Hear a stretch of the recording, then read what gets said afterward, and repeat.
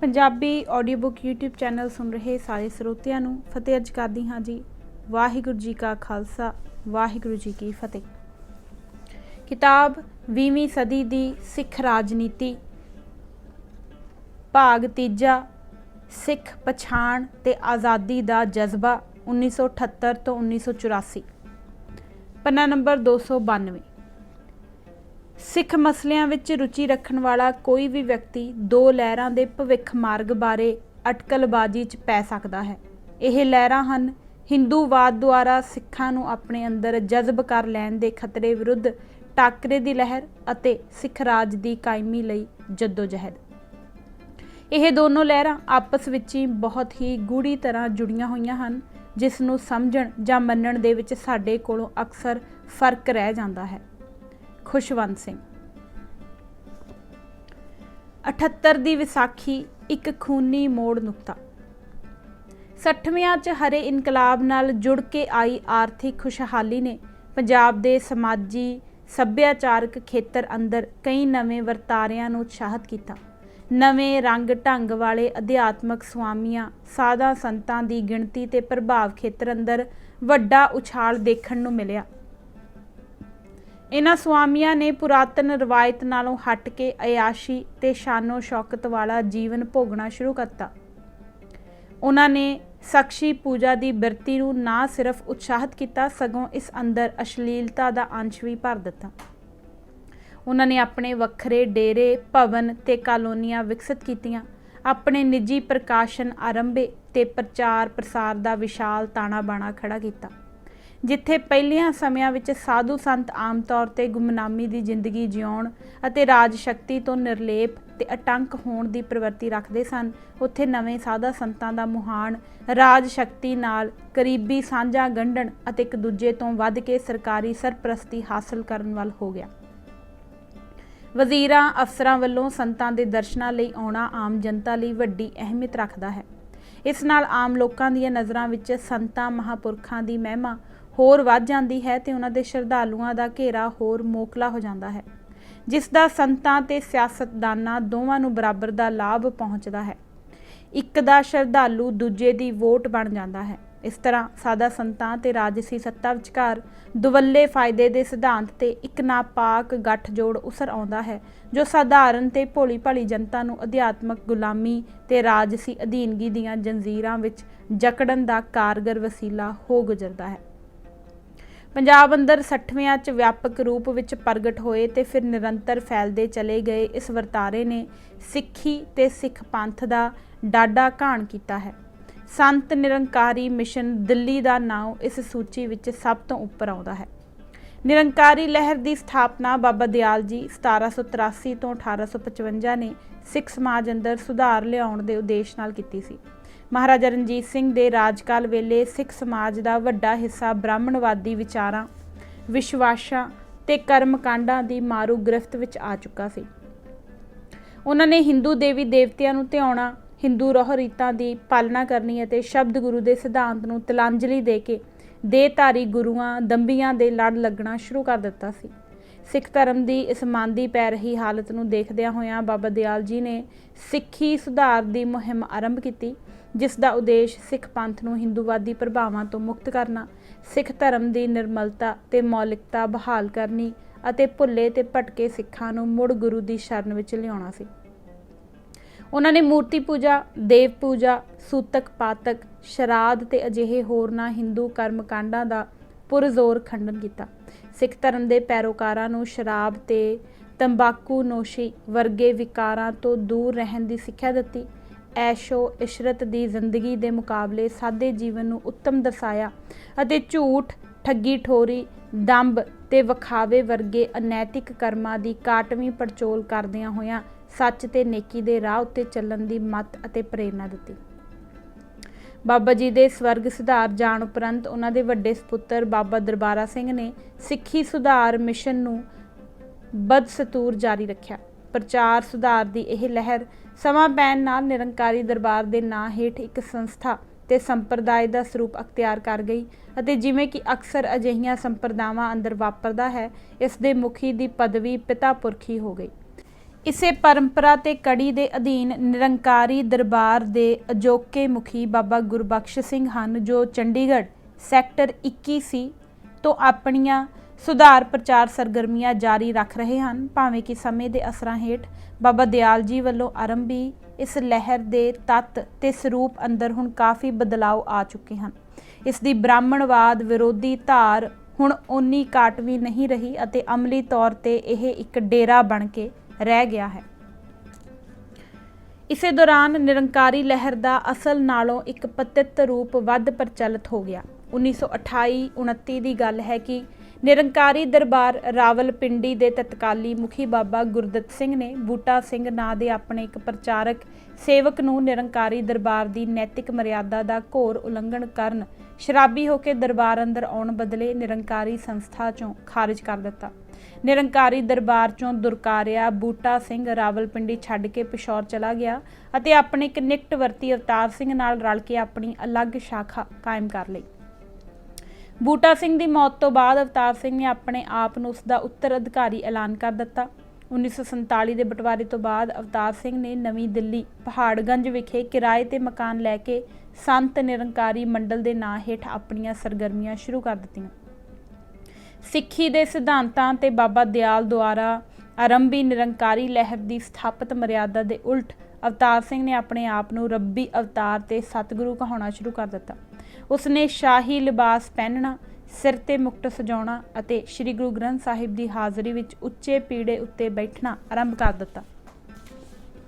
ਗੁਰਬਾਣੀ ਦੀ ਕਥਾ ਕਰਦਿਆਂ ਇਸ ਦੇ ਅਰਥਾਂ ਦੀ ਮਨਮਰਜ਼ੀ ਦੀ ਵਿਆਖਿਆ ਕਰਨੀ ਅਤੇ ਆਪਣੇ ਆਪ ਨੂੰ ਜੱਗੋ ਨਿਰਾਲਾ ਤੇ ਸਰਵੋਤਮ ਦਰਸਾਉਣ ਲਈ ਗੁਰਬਾਣੀ ਤੇ ਸਿੱਖੀ ਦਾ ਹੋਛੇ ਲਹਿਜੇ 'ਚ ਮਜ਼ਾਕ ਉਡਾਉਣਾ ਸ਼ੁਰੂ ਕਰ ਦਿੱਤਾ।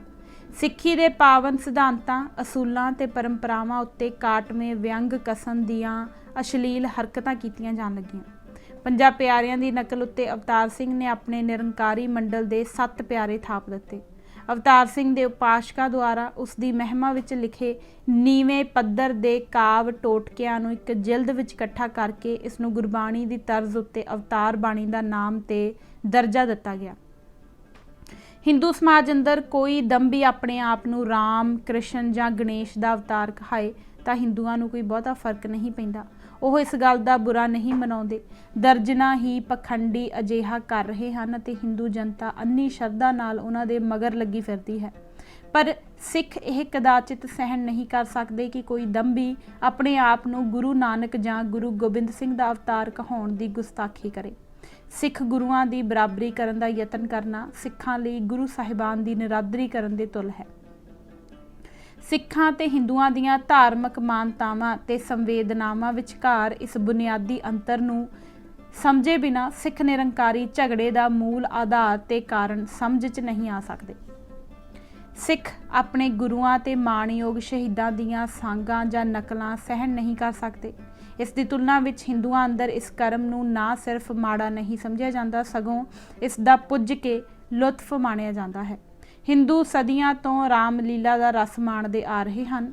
ਰਾਮ ਤੇ ਸੀਤਾ ਦੀ ਭੂਮਿਕਾ ਨਿਭਾਉਣ ਵਾਲੇ ਕਲਾਕਾਰਾਂ ਨੂੰ ਉਸੇ ਧਾਰਮਿਕ ਸ਼ਰਧਾ ਨਾਲ ਮੱਥੇ ਟੇਕੇ ਜਾਂਦੇ ਹਨ। ਪਰ ਸਿੱਖ ਅਜਿਹਾ ਕਦਾਚਿਤ ਸਹਿਣ ਨਹੀਂ ਕਰ ਸਕਦੇ। ਇਸ ਕਰਕੇ ਅਵਤਾਰ ਸਿੰਘ ਵੱਲੋਂ ਆਪਣੇ ਆਪ ਨੂੰ ਗੁਰੂਆਂ ਦਾ ਅਵਤਾਰ ਅਖਵਾਉਣ ਅਤੇ ਆਪਣੇ ਲਿਬਾਸ ਅਤੇ ਅੰਦਾਜ਼ ਵਿੱਚ ਗੁਰੂ ਸਾਹਿਬਾਨ ਦੀ ਨਕਲ ਅਤੇ ਬਰਾਬਰੀ ਕਰਨ ਦੀਆਂ ਭੜਕਾਊ ਕੋਸ਼ਿਸ਼ਾਂ ਨੇ ਸ਼ਰਧਾਲੂ ਸਿੱਖਾਂ ਦੀਆਂ ਭਾਵਨਾਵਾਂ ਨੂੰ ਗਹਿਰੀ ਠੇਸ ਪਹੁੰਚਾਈ। ਸ੍ਰੀ ਗੁਰੂ ਗ੍ਰੰਥ ਸਾਹਿਬ ਦੀ ਹਾਜ਼ਰੀ ਵਿੱਚ ਆਪੂ ਉੱਚੇ ਸਿੰਘਾਸਨ ਉੱਤੇ ਬੈਠਣ ਅਤੇ ਮੱਥੇ ਟਿਕਾਉਣ, ਮੰਦ ਭਾਵਨਾ ਦੇ ਤਹਿਤ ਗੁਰਬਾਣੀ ਦੀ ਗਲਤ ਪੇਸ਼ਕਾਰੀ ਤੇ ਉਲਟੀ ਸਿੱਧੀ ਵਿਆਖਿਆ ਕਰਨ, ਸਿੱਖਾਂ ਦੇ ਧਾਰਮਿਕ ਅਕੀਦਿਆਂ ਤੇ ਪਰੰਪਰਾਵਾਂ ਦੀ ਹੇਠੀ ਕਰਨ ਅਤੇ ਇਹਨਾਂ ਦਾ ਕੋਝੇ ਢੰਗ ਨਾਲ ਮਜ਼ਾਕ ਉਡਾਉਣ ਦੀਆਂ ਕਾਰਵਾਈਆਂ ਨੇ ਸ਼ਰਧਾਵਾਨ ਸਿੱਖ ਹਲਕਿਆਂ ਅੰਦਰ ਤਕੜਾ ਰੋਸ ਪੈਦਾ ਕਰ ਦਿੱਤਾ। ਕੁਝ ਥਾਵਾਂ ਤੇ ਸਿੱਖ ਸ਼ਰਧਾਲੂਆਂ ਤੇ ਨਿਰੰਕਾਰੀਆਂ ਵਿਚਕਾਰ ਤਕਰਾਰ ਤੇ ਝਗੜਾ ਵੀ ਹੋਇਆ। ਬਹੁਤ ਸਾਰੀਆਂ ਸਿੱਖ ਸੰਸਥਾਵਾਂ ਤੇ ਪੰਥਕ ਵਿਦਵਾਨਾਂ ਨੇ ਸਿੱਖ ਜਜ਼ਬਾਤਾਂ ਨੂੰ ਠੇਸ ਪਹੁੰਚਾਉਣ ਵਾਲੀਆਂ ਇਹਨਾਂ ਕਾਰਵਾਈਆਂ ਦੀਆਂ ਲੇਖਾਂ ਤੇ ਟਰੈਕਟਾਂ ਦੇ ਜ਼ਰੀਏ ਬਾਦਲੀਲ ਆਲੋਚਨਾ ਕੀਤੀ। ਪਰ ਪੰਥਕ ਵਿਦਵਾਨਾਂ, ਸੰਸਥਾਵਾਂ ਦੇ ਇਹਨਾਂ ਵਾਜਬ ਰੋਸਾਂ ਤੇ ਇਤਰਾਜ਼ਾਂ ਦਾ ਨਿਰੰਕਾਰੀ ਆਗੂਆਂ ਉੱਤੇ ਕੋਈ ਅਸਰ ਨਾ ਹੋਇਆ। ਕਾਰਨ ਇਹ ਕਿ ਆਜ਼ਾਦੀ ਤੋਂ ਬਾਅਦ ਭਾਰਤ ਦੇ ਰਾਜ ਭਾਗ ਉੱਤੇ ਕਾਬਜ਼ ਹੋਈ ਹਿੰਦੂ ਹੁਕਮਰਾਨ ਜਮਾਤ ਨੇ ਖਾਲਸਾ ਪੰਥ ਦੇ ਨਿਆਰੇਪਣ ਨੂੰ ਢਾਹ ਲਾ ਕੇ ਸਿੱਖ ਕੌਮ ਨੂੰ ਹਿੰਦੂ ਸਮਾਜ ਅੰਦਰ ਅਭੇਦ ਕਰ ਲੈਣ ਦੀ ਸੋਚ ਤੇ ਰਣਨੀਤੀ ਦੇ ਤਹਿਤ ਸੰਤ ਨਿਰੰਕਾਰੀ ਮੰਡਲ ਤੇ ਇਸ ਵਰਗੀਆਂ ਹੋਰਨਾਂ ਸਿੱਖੀ ਵਿਰੋਧੀ ਸੰਸਥਾਵਾਂ ਨੂੰ ਨੰਗੀ ਹਕੂਮਤੀ ਸਰਪ੍ਰਸਤੀ ਤੇ ਸ਼ਹਿ ਦੇਣੀ ਸ਼ੁਰੂ ਕਰ ਦਿੱਤੀ ਸੀ। ਇਸ ਨੀਤੀ ਨੂੰ ਘੜਨ ਤੇ ਅਮਲੀ ਰੂਪ ਦੇਣ ਵਿੱਚ ਸਰਦਾਰ ਵੱਲਭ ਭਾਈ ਪਟੇਲ ਨੇ ਉਚੇਚੀ ਰੁਚੀ ਤੇ ਉਤਸ਼ਾਹ ਦਿਖਾਇਆ। ਗ੍ਰਹਿ ਮੰਤਰੀ ਦੀ ਹੈਸੀਅਤ ਵਿੱਚ ਉਸਨੇ ਇਸ ਮੰਤਵ ਲਈ ਸਰਕਾਰੀ ਤਾਕਤ ਤੇ ਇਸ ਦੇ ਖੂਫੀਆ ਫੰਡਾਂ ਦੀ ਨਿਰਸੰਕੋਚਵੀਂ ਵਰਤੋਂ ਕੀਤੀ। ਨਿਰੰਕਾਰੀ ਮਿਸ਼ਨ ਦੇ ਹਮਾਇਤੀਆਂ ਸ਼ੁਭ ਚਿੰਤਕਾਂ ਨੂੰ ਪ੍ਰਬੰਧਕੀ ਢਾਂਚੇ ਅੰਦਰ ਅਹਿਮ ਥਾਵਾਂ ਉੱਤੇ ਨਿਯੁਕਤ ਕਰਨ ਦੀ ਨੀਤੀ ਅਮਲ 'ਚ ਲਿਆਂਦੀ ਗਈ। ਪੰਜਾਬ ਅਤੇ ਦਿੱਲੀ ਅੰਦਰ ਖਾਸ ਕਰਕੇ ਅਜਿਹੇ ਤੱਤਾਂ ਨੂੰ ਪੁਲਿਸ ਤੇ ਖੂਫੀਆ ਏਜੰਸੀਆਂ ਵਿੱਚ ਉਚੇਚੇ ਤੌਰ ਤੇ ਭਰਤੀ ਕੀਤਾ ਗਿਆ। ਹਕੂਮਤੀ ਮਸ਼ੀਨਰੀ ਨੂੰ ਨਿਰੰਕਾਰੀ ਮੰਡਲ ਦੀ ਹਰ ਢੰਗ ਨਾਲ ਮਦਦ ਕਰਨ ਦੀਆਂ ਅਲਿਖਤੀ ਹਦਾਇਤਾਂ ਦਿੱਤੀਆਂ ਗਈਆਂ। ਵਿਦੇਸ਼ਾਂ ਅੰਦਰ ਭਾਰਤੀ ਸਫਾਰਤਖਾਨਿਆਂ ਨੂੰ ਨਿਰੰਕਾਰੀ ਮੁਖੀ ਦੀ ਪੁਰਜ਼ੋਰ ਤਰੀਕੇ ਨਾਲ ਆਓ ਭਗਤ ਕਰਨ ਦੇ ਲਿਖਤੀ ਆਦੇਸ਼ ਦਿੱਤੇ ਗਏ। ਵੱਡੇ ਵੱਡੇ ਵਜ਼ੀਰ ਤੇ ਅਫਸਰ ਖੁੱਲ੍ਹੇ ਰੂਪ ਵਿੱਚ ਨਿਰੰਕਾਰੀ ਸਮਾਗਮਾਂ ਅੰਦਰ ਸ਼ਾਮਲ ਹੋ ਕੇ ਇਹਨਾਂ ਦੀ ਸ਼ੋਭਾ ਵਧਾਉਣ ਲੱਗੇ। ਪੰਜਾਬ ਦੀਆਂ ਆਰੀਆ ਸਮਾਜੀ ਤਾਕਤਾਂ ਨਿਰੰਕਾਰੀ ਮੰਡਲ ਦੀ ਨੰਗੀ ਹਮਾਇਤ ਉੱਤੇ ਉਤਰ ਆਈਆਂ। ਜਲੰਧਰ ਦੀ ਮਹਾਸ਼ਾ ਪ੍ਰੈਸ ਨੇ ਆਪਣੀ ਸਿੱਖ ਦੁਸ਼ਮਣ ਸੋਚਣੀ ਤੇ ਫਿਰਕੂ ਜ਼ਹਿਨੀਅਤ ਦੇ ਅਸਰ ਹੇਠ ਨਿਰੰਕਾਰੀ ਮੰਡਲ ਦੀਆਂ ਸਿੱਖਾਂ ਨੂੰ ਚਿੜਾਉਣ ਤੇ ਸਿੱਖੀ ਨੂੰ ਢਾਹ ਲਾਉਣ ਵਾਲੀਆਂ ਹਰਕਤਾਂ ਦੀ ਖੁੱਲ੍ਹ ਕੇ ਪਿੱਠ ਠੋਕਣੀ ਸ਼ੁਰੂ ਕਰ ਦਿੱਤੀ। ਹਿੰਦੂ ਹਾਕਮਾਂ ਦੇ ਆਸ਼ੀਰਵਾਦ ਤੇ ਚੌਤਰਫੀ ਹੱਲਾਸ਼ੇਰੀ ਨੇ ਸੰਤ ਨਿਰੰਕਾਰੀ ਮੰਡਲ ਦੇ ਕਾਰੋਬਾਰ ਵਿੱਚ ਯਕਦਮ ਵੱਡੀ ਤੇਜ਼ੀ ਲੈ ਆਂਦੀ। ਇਸ ਦੀ ਮਾਇਕ ਆਮਦਨ ਤੇ ਸ਼ਰਧਾਲੂਆਂ ਦੀ ਨਫਰੀ ਵਿੱਚ ਹੈਰਤ ਅੰਗੇਜ਼ ਵਾਧਾ ਹੋ ਗਿਆ। 1948 ਵਿੱਚ ਨਿਰੰਕਾਰੀਆਂ ਦੇ ਛੋਟੇ ਵੱਡੇ ਕੁੱਲ 21 ਕੇਂਦਰ ਸਨ। 1983 ਵਿੱਚ ਇਹ ਗਿਣਤੀ 700 ਤੱਕ ਜਾ ਪਹੁੰਚੀ। 35 ਸਾਲਾਂ 'ਚ 35 ਗੁਣਾ ਵਾਧਾ। ਦਿੱਲੀ ਵਿੱਚ ਕਿਰਾਏ ਦੇ ਟੁੱਟੇ ਜਿਹੇ ਮਕਾਨ ਤੋਂ ਵੱਧ ਕੇ ਇੱਕ ਪੂਰੀ ਸੂਰੀ ਆਲੀਸ਼ਾਨ ਨਿਰੰਕਾਰੀ ਕਾਲੋਨੀ ਉਸਰ ਆਈ ਅਤੇ ਪੰਜਾਬ ਦੇ ਹਰ ਸ਼ਹਿਰ ਤੇ ਕਸਬੇ ਅੰਦਰ ਨਿਰੰਕਾਰੀ ਭਵਨਾਂ ਦੀਆਂ ਸ਼ਾਨਦਾਰ ਇਮਾਰਤਾਂ ਪ੍ਰਗਟ ਹੋ ਗਈਆਂ। ਅਵਤਾਰ ਸਿੰਘ ਦੀ ਮੌਤ ਤੋਂ ਬਾਅਦ ਉਸਦੇ ਫਰਜ਼ੰਦ ਗੁਰਬਚਨ ਸਿੰਘ ਨੇ ਬਾਪ ਨਾਲੋਂ 2 ਕਦਮ ਅੱਗੇ ਵੱਧਦੇ ਹੋਏ ਸਿੱਖੀ ਵਿਰੁੱਧ ਹਮਲੇ ਦੀ ਧਾਰ ਉੱਤੇ ਹੋਰ ਰੇਤੀ ਫੇਰ ਦਿੱਤੀ ਅਤੇ ਗੁਰੂ ਡੰਮ ਤੇ ਸਖਸ਼ੀ ਪੂਜਾ ਦੇ ਅਮਲ ਨੂੰ ਹੋਰ ਵੱਧ ਅਸ਼ਲੀਲਤਾ ਦੀ ਪੱਧਰ ਤੇ ਪਹੁੰਚਾ ਦਿੱਤਾ। ਉਸਨੇ ਆਪਣੀ ਗੁਰੂ ਪੁਣੇ ਤੇ ਪੈਗੰਬਰੀ ਦੀ ਪੂੰਛ ਨੂੰ ਸਿੱਖ ਗੁਰੂ ਸਾਹਿਬਾਨ ਤੋਂ ਵੀ ਅੱਗੇ ਜਹਾਨ ਭਰ ਦੇ ਪੀਰਾਂ ਪੈਗੰਬਰਾਂ ਨਾਲ ਜੋੜਨਾ ਸ਼ੁਰੂ ਕਰ ਦਿੱਤਾ।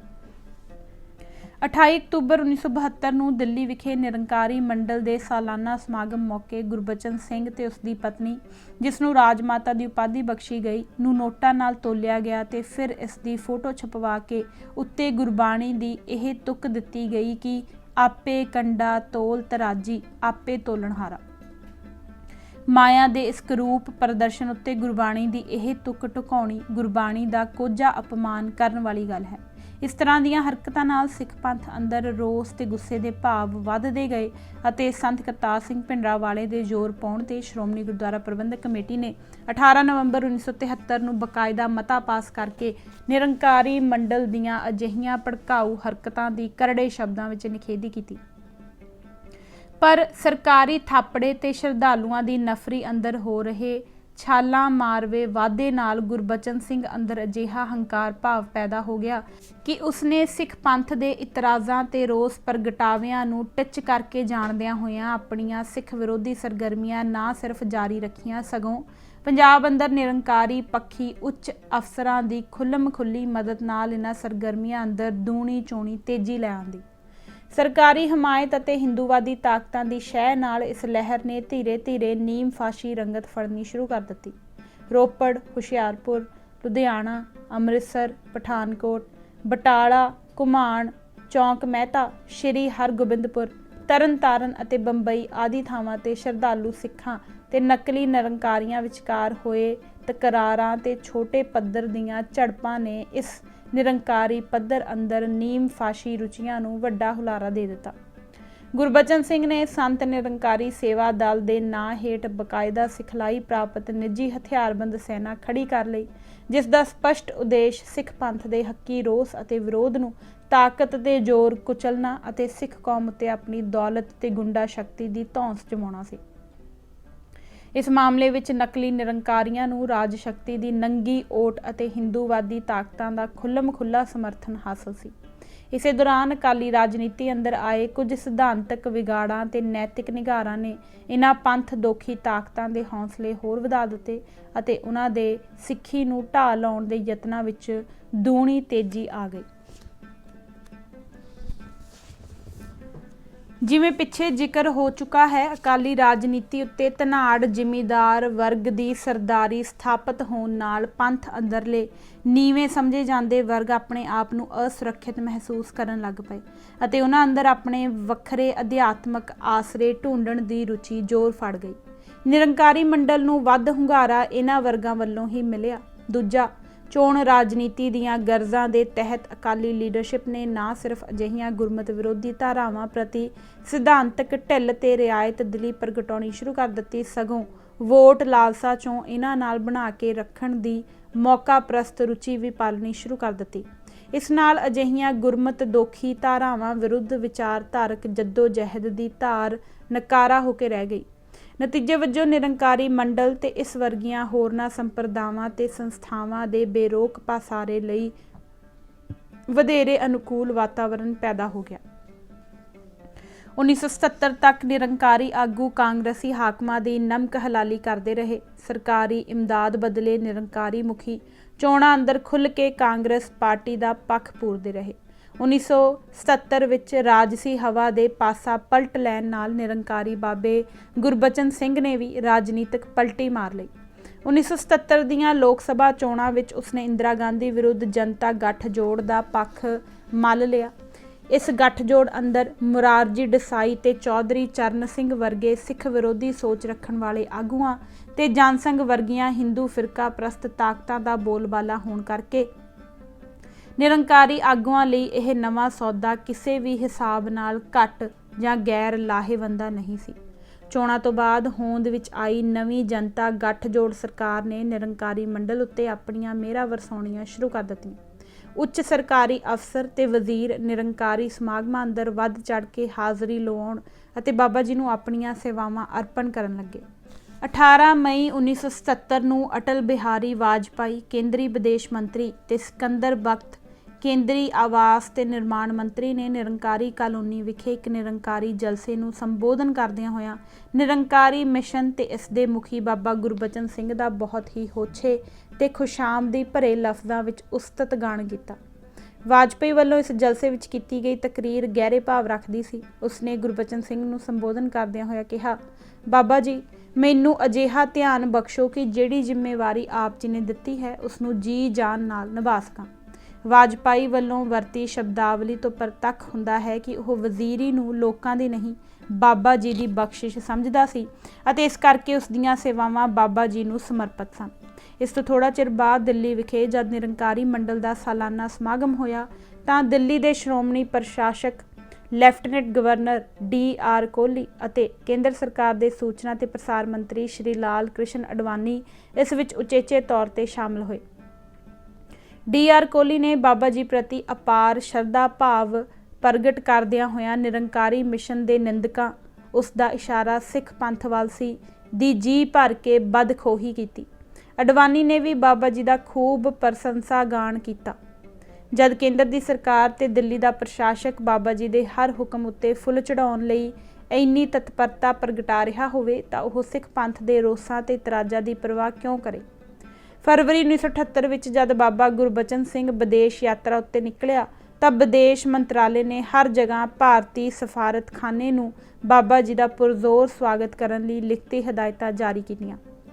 ਨਿਰੰਕਾਰੀ ਮੁਖੀ ਦੀ ਦੇਸ਼ ਵਾਪਸੀ ਤੇ 6 ਮਾਰਚ ਨੂੰ ਦਿੱਲੀ ਦੇ ਮਾਓ ਲੰਕਰ ਹਾਲ ਵਿੱਚ ਇੱਕ ਭਰਵਾਂ ਸਵਾਗਤੀ ਸਮਾਗਮ ਕੀਤਾ ਗਿਆ, ਜਿਸ ਵਿੱਚ ਭਾਰਤ ਸਰਕਾਰ ਦਾ ਵਿਦੇਸ਼ ਮੰਤਰੀ ਵਾਜਪਾਈ ਖੁਦ ਹਾਜ਼ਰ ਹੋਇਆ ਤੇ ਉਸਨੇ ਆਪਣੀ ਲੱਛੇਦਾਰ ਭਾਸ਼ਾ ਵਿੱਚ ਬਾਬਾ ਜੀ ਦੀਆਂ ਸਿਫਤਾਂ ਦੇ ਖੂਬ ਪੁੱਲ ਬੰਨੇ। ਮਈ 1977 ਵਿੱਚ ਪੰਜਾਬ ਵਿਧਾਨ ਸਭਾ ਦੀਆਂ ਚੋਣਾਂ ਮੌਕੇ ਅਕਾਲੀ ਆਗੂਆਂ ਨੇ ਨਿਰੰਕਾਰੀ ਵੋਟਾਂ ਹਾਸਲ ਕਰਨ ਲਈ ਬਾਬਾ ਗੁਰਬਚਨ ਸਿੰਘ ਅੱਗੇ ਮੰਗਤੇ ਬਣ ਕੇ ਪੇਸ਼ ਹੋਣ ਵਿੱਚ ਰੱਤੀ ਭਰ ਵੀ ਝਿਜਕ ਮਹਿਸੂਸ ਨਾ ਕੀਤੀ। ਇਤਿਹਾਸ ਅੰਦਰ ਇਹ ਪਹਿਲਾ ਮੌਕਾ ਸੀ ਜਦ ਨਿਰੰਕਾਰੀ ਵੋਟ ਸਮੂਹਕ ਰੂਪ ਵਿੱਚ ਅਕਾਲੀ ਦਲ ਦੇ ਪੱਖ ਵਿੱਚ ਭੁਗਤੀ। ਇਸ ਤਰ੍ਹਾਂ ਬਾਬਾ ਗੁਰਬਚਨ ਸਿੰਘ ਦੀ ਅਪਾਰ ਕਿਰਪਾ ਸਦਕਾ ਹੋਂਦ ਵਿੱਚ ਆਈ ਪੰਜਾਬ ਦੀ ਅਕਾਲੀ ਜਨਤਾ ਗੱਠਜੋੜ ਸਰਕਾਰ ਨੇ ਮੋੜਵੇਂ ਰੂਪ ਵਿੱਚ ਬਾਬਾ ਜੀ ਨੂੰ ਆਪਣੀਆਂ ਮਿਹਰਬਾਨੀਆਂ ਨਾਲ ਨਿਵਾਜਣਾ ਜਾਰੀ ਰੱਖਿਆ। ਐਮਰਜੈਂਸੀ ਦੌਰਾਨ 1976 ਵਿੱਚ ਅਕਾਲੀ ਦਲ ਨੂੰ ਕਮਜ਼ੋਰ ਕਰਨ ਦੀ ਇੱਕ ਵੱਡੀ ਕਾਰਜ ਯੋਜਨਾ ਦੇ ਤਹਿਤ ਬਾਬਾ ਗੁਰਬਚਨ ਸਿੰਘ ਦੇ ਇੱਕ ਖਾਸ ਵਿਸ਼ਵਾਸ ਪਾਤਰ IAS ਅਫਸਰ ਹਰਦੇਵ ਸਿੰਘ ਛੀਨਾ ਨੂੰ ਪੰਜਾਬ ਸਰਕਾਰ ਦਾ ਮੁੱਖ ਸਕੱਤਰ ਨਿਯੁਕਤ ਕੀਤਾ ਗਿਆ ਸੀ। ਉਸਨੇ ਮਿੱਥੀ ਹੋਈ ਯੋਜਨਾ ਅਨੁਸਾਰ ਚੋਣਵੇਂ ਨਿਰੰਕਾਰੀ ਪੱਖੀ ਅਫਸਰਾਂ ਨੂੰ ਅਹਿਮ ਥਾਵਾਂ ਉੱਤੇ ਤੈਨਾਤ ਕਰ ਦਿੱਤਾ। ਇਸੇ ਕੜੀ ਵਿੱਚ ਨਿਰੰਜਨ ਸਿੰਘ ਨਾਂ ਦੇ ਇੱਕ ਕੱਟੜ ਨਿਰੰਕਾਰੀ ਅਫਸਰ ਨੂੰ ਗੁਰਦਾਸਪੁਰ ਜ਼ਿਲ੍ਹੇ ਦਾ ਡਿਪਟੀ ਕਮਿਸ਼ਨਰ ਥਾਪਿਆ ਗਿਆ। ਦਮਦਮੀ ਟਕਸਾਲ ਦਾ ਸਦਰ ਮੁਕਾਮ ਮਹਿਤਾ ਚੌਕ ਗੁਰਦਾਸਪੁਰ ਜ਼ਿਲ੍ਹੇ ਦੀ ਐਨ ਹੱਦ ਉੱਤੇ ਪੈਂਦਾ ਹੋਣ ਕਰਕੇ ਨਾਲ ਲੱਗਵੇਂ ਇਲਾਕਿਆਂ ਵਿੱਚ ਟਕਸਾਲ ਦਾ ਤਕੜਾ ਅਸਰ ਰਸੂਖ ਸੀ। ਦਮਦਮੀ ਟਕਸਾਲ ਦੇ ਤਤਕਾਲੀ ਮੁਖੀ ਸੰਤ ਕਰਤਾਰ ਸਿੰਘ ਭਿੰਡਰਾਂਵਾਲੇ ਲੰਮੇ ਚਿਰ ਤੋਂ ਨਿਰੰਕਾਰੀ ਮੰਡਲ ਦੀਆਂ ਗੁਰਮਤ ਵਿਰੋਧੀ ਹਰਕਤਾਂ ਦਾ ਦ੍ਰਿੜਤਾ ਨਾਲ ਵਿਰੋਧ ਕਰਦੇ ਆ ਰਹੇ ਸਨ। ਉਹਨਾਂ ਨੇ ਐਮਰਜੈਂਸੀ ਦੇ ਕਰੜੇ ਸ਼ਿਕੰਜੇ ਦੌਰਾਨ ਵੀ ਨਿਰੰਕਾਰੀਆਂ ਦੀਆਂ ਭੜਕਾਊ ਹਰਕਤਾਂ ਦਾ ਨਿਡਰਤਾ ਨਾਲ ਵਿਰੋਧ ਕਰਨਾ ਜਾਰੀ ਰੱਖਿਆ ਸੀ। 9ਵੀਂ ਪਾਤਸ਼ਾਹੀ ਦੇ 300 ਸਾਲਾ ਸ਼ਹੀਦੀ ਪੁਰਬ 1976 ਮੌਕੇ ਉਹਨਾਂ ਪਿੰਡੂ ਖੇਤਰਾਂ ਅੰਦਰ ਵਿਆਪਕ ਪੱਧਰ ਤੇ ਸ਼੍ਰੀ ਗੁਰੂ ਗ੍ਰੰਥ ਸਾਹਿਬ ਦੀ ਅਗਵਾਈ ਵਿੱਚ ਧਾਰਮਿਕ ਜਲੂਸ ਜਥੇਬੰਦ ਕਰਕੇ ਸਿੱਖੀ ਦੀਆਂ ਦੁਸ਼ਮਣ ਤਾਕਤਾਂ ਨੂੰ ਰੜੇ ਮੈਦਾਨ ਲਲਕਾਰਾ ਮਾਰਿਆ ਸੀ।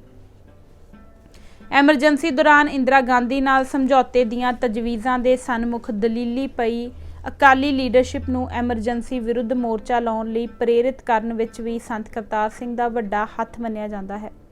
ਇਹ ਇੰਦਰਾ ਗਾਂਧੀ ਤੇ ਉਸ ਦੇ ਹਮਾਇਤੀ ਲਾਣੇ ਲਈ ਕਿਸੇ ਵੀ ਤਰ੍ਹਾਂ ਕੋਈ ਮਾਮੂਲੀ ਭੜਕਾਹਟ ਨਹੀਂ ਸੀ। ਇਸੇ ਦੌਰਾਨ ਨਿਰੰਕਾਰੀ ਪੰਥ ਨੂੰ ਵੀ ਸੰਤ ਕਰਤਾਰ ਸਿੰਘ ਅੱਖ 'ਚ ਪਏ ਰੋੜ ਵਾਂਗ ਰੜਕ ਰਹੇ ਸਨ। ਇਸ ਤਰ੍ਹਾਂ ਕਾਂਗਰਸੀ ਹਾਕਮਾਂ ਨੇ ਸੰਤ ਕਰਤਾਰ ਸਿੰਘ ਹੋਰਾਂ ਖਿਲਾਫ ਆਪਣਾ ਗੁੱਸਾ ਕੱਢਣ ਲਈ ਨਿਰੰਕਾਰੀ ਮੰਡਲ ਦਾ ਇੱਕ ਉਪਯੋਗੀ ਹੱਥੇ ਦੇ ਰੂਪ ਵਿੱਚ ਇਸਤੇਮਾਲ ਕਰਨ ਅਤੇ ਨਾਲ ਹੀ ਇਸ ਯੁੱਧ ਚਾਲ ਦੇ ਜ਼ਰੀਏ ਅਕਾਲੀ ਦਲ ਲਈ ਵੱਡੀਆਂ ਰਾਜਸੀ ਆਫਤਾਂ ਖੜੀਆਂ ਕਰਨ ਦੀ ਡੂੰਘੀ ਕਾਰਜ ਯੋਜਨਾ ਅਮਲ ਵਿੱਚ ਲਿਆਂਦੀ।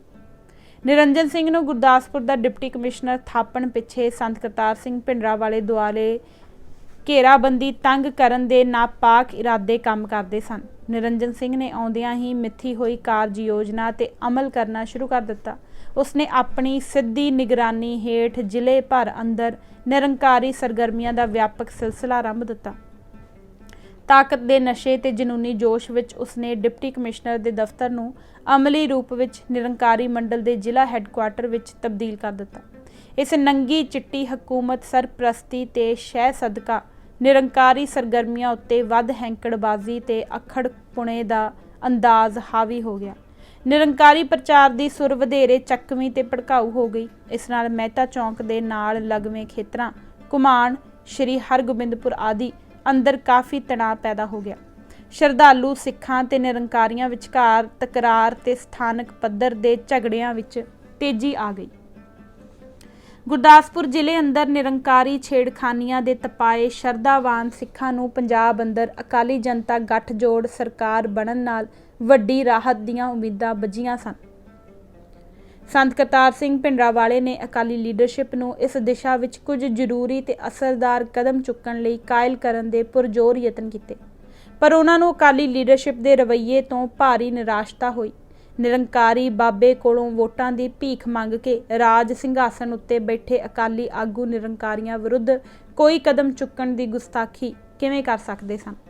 ਜੇਕਰ ਉਹ ਅਜਿਹਾ ਕਰਨਾ ਚਾਹੁੰਦੇ ਵੀ ਤਾਂ ਡਿਸਾਈਆਂ ਵਾਜਪਾਈਆਂ ਦੀ ਸਰਕਾਰ ਉਹਨਾਂ ਨੂੰ ਅਜਿਹੀ ਗੁਸਤਾਖ ਹਰਕਤ ਕਰਨ ਦੀ ਕਿਵੇਂ ਇਜਾਜ਼ਤ ਦੇ ਸਕਦੀ ਸੀ? ਅਕਾਲੀ ਜਨਤਾ ਗੱਠਜੋੜ ਸਰਕਾਰ ਅੰਦਰ ਅਕਾਲੀ ਲੀਡਰਸ਼ਿਪ ਦੇ ਹਰ ਫੈਸਲੇ ਨੂੰ ਵੀਟੋ ਕਰ ਸਕਣ ਦੀ ਸਮਰੱਥਾ ਰੱਖਣ ਵਾਲੀ ਹਿੰਦੂ ਲੀਡਰਸ਼ਿਪ ਨੇ ਅਕਾਲੀ ਆਗੂਆਂ ਦੇ ਨੱਕ ਨੂੰ ਅਜਿਹੀ ਨਕੇਲ ਪਾ ਰੱਖੀ ਹੋਈ ਸੀ ਕਿ ਨਿਰੰਕਾਰੀਆਂ ਖਿਲਾਫ ਕੋਈ ਅਸਰਦਾਰ ਕਦਮ ਚੁੱਕਣ ਦੀ ਗੱਲ ਤਾਂ ਦੂਰ, ਉਹ ਉਹਨਾਂ ਦੀ ਵਾਹ ਵੱਲ ਵੀ ਨਹੀਂ ਸਨ ਦੇਖ ਸਕਦੇ। ਸੰਤ ਕਰਤਾਰ ਸਿੰਘ ਦੇ ਜ਼ੋਰ ਪਾਉਣ ਦੇ ਬਾਵਜੂਦ ਅਕਾਲੀ ਆਗੂ ਨਿਰੰਜਨ ਸਿੰਘ ਦਾ ਗੁਰਦਾਸਪੁਰ ਤੋਂ ਤਬਾਦਲਾ ਕਰ ਦੇਣ ਦਾ ਮਾਮੂਲੀ ਕਦਮ ਵੀ ਨਾ ਉਠਾ ਸਕੇ।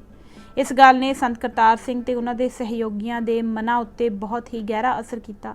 ਇਸ ਚੋਂ ਉਹਨਾਂ ਦੇ ਮਨਾਂ ਅੰਦਰ ਅਕਾਲੀ ਆਗੂਆਂ ਦੀ ਇਮਾਨਦਾਰੀ ਤੇ ਸੁਹਿਰਦਤਾ ਬਾਰੇ ਗੰਭੀਰ ਸ਼ੰਕੇ ਪੈਦਾ ਹੋ ਗਏ ਅਤੇ ਉਹਨਾਂ ਆਪਣੇ ਮਨ ਅੰਦਰ ਸਿੱਖ ਧਰਮ ਦੀ ਰੱਖਿਆ ਕਰਨ ਲਈ ਨਿਰੰਕਾਰੀ ਹਮਲੇ ਨੂੰ ਪਛਾੜਨ ਦਾ ਦ੍ਰਿੜ ਨਿਸ਼ਚਾ ਕਰ ਲਿਆ।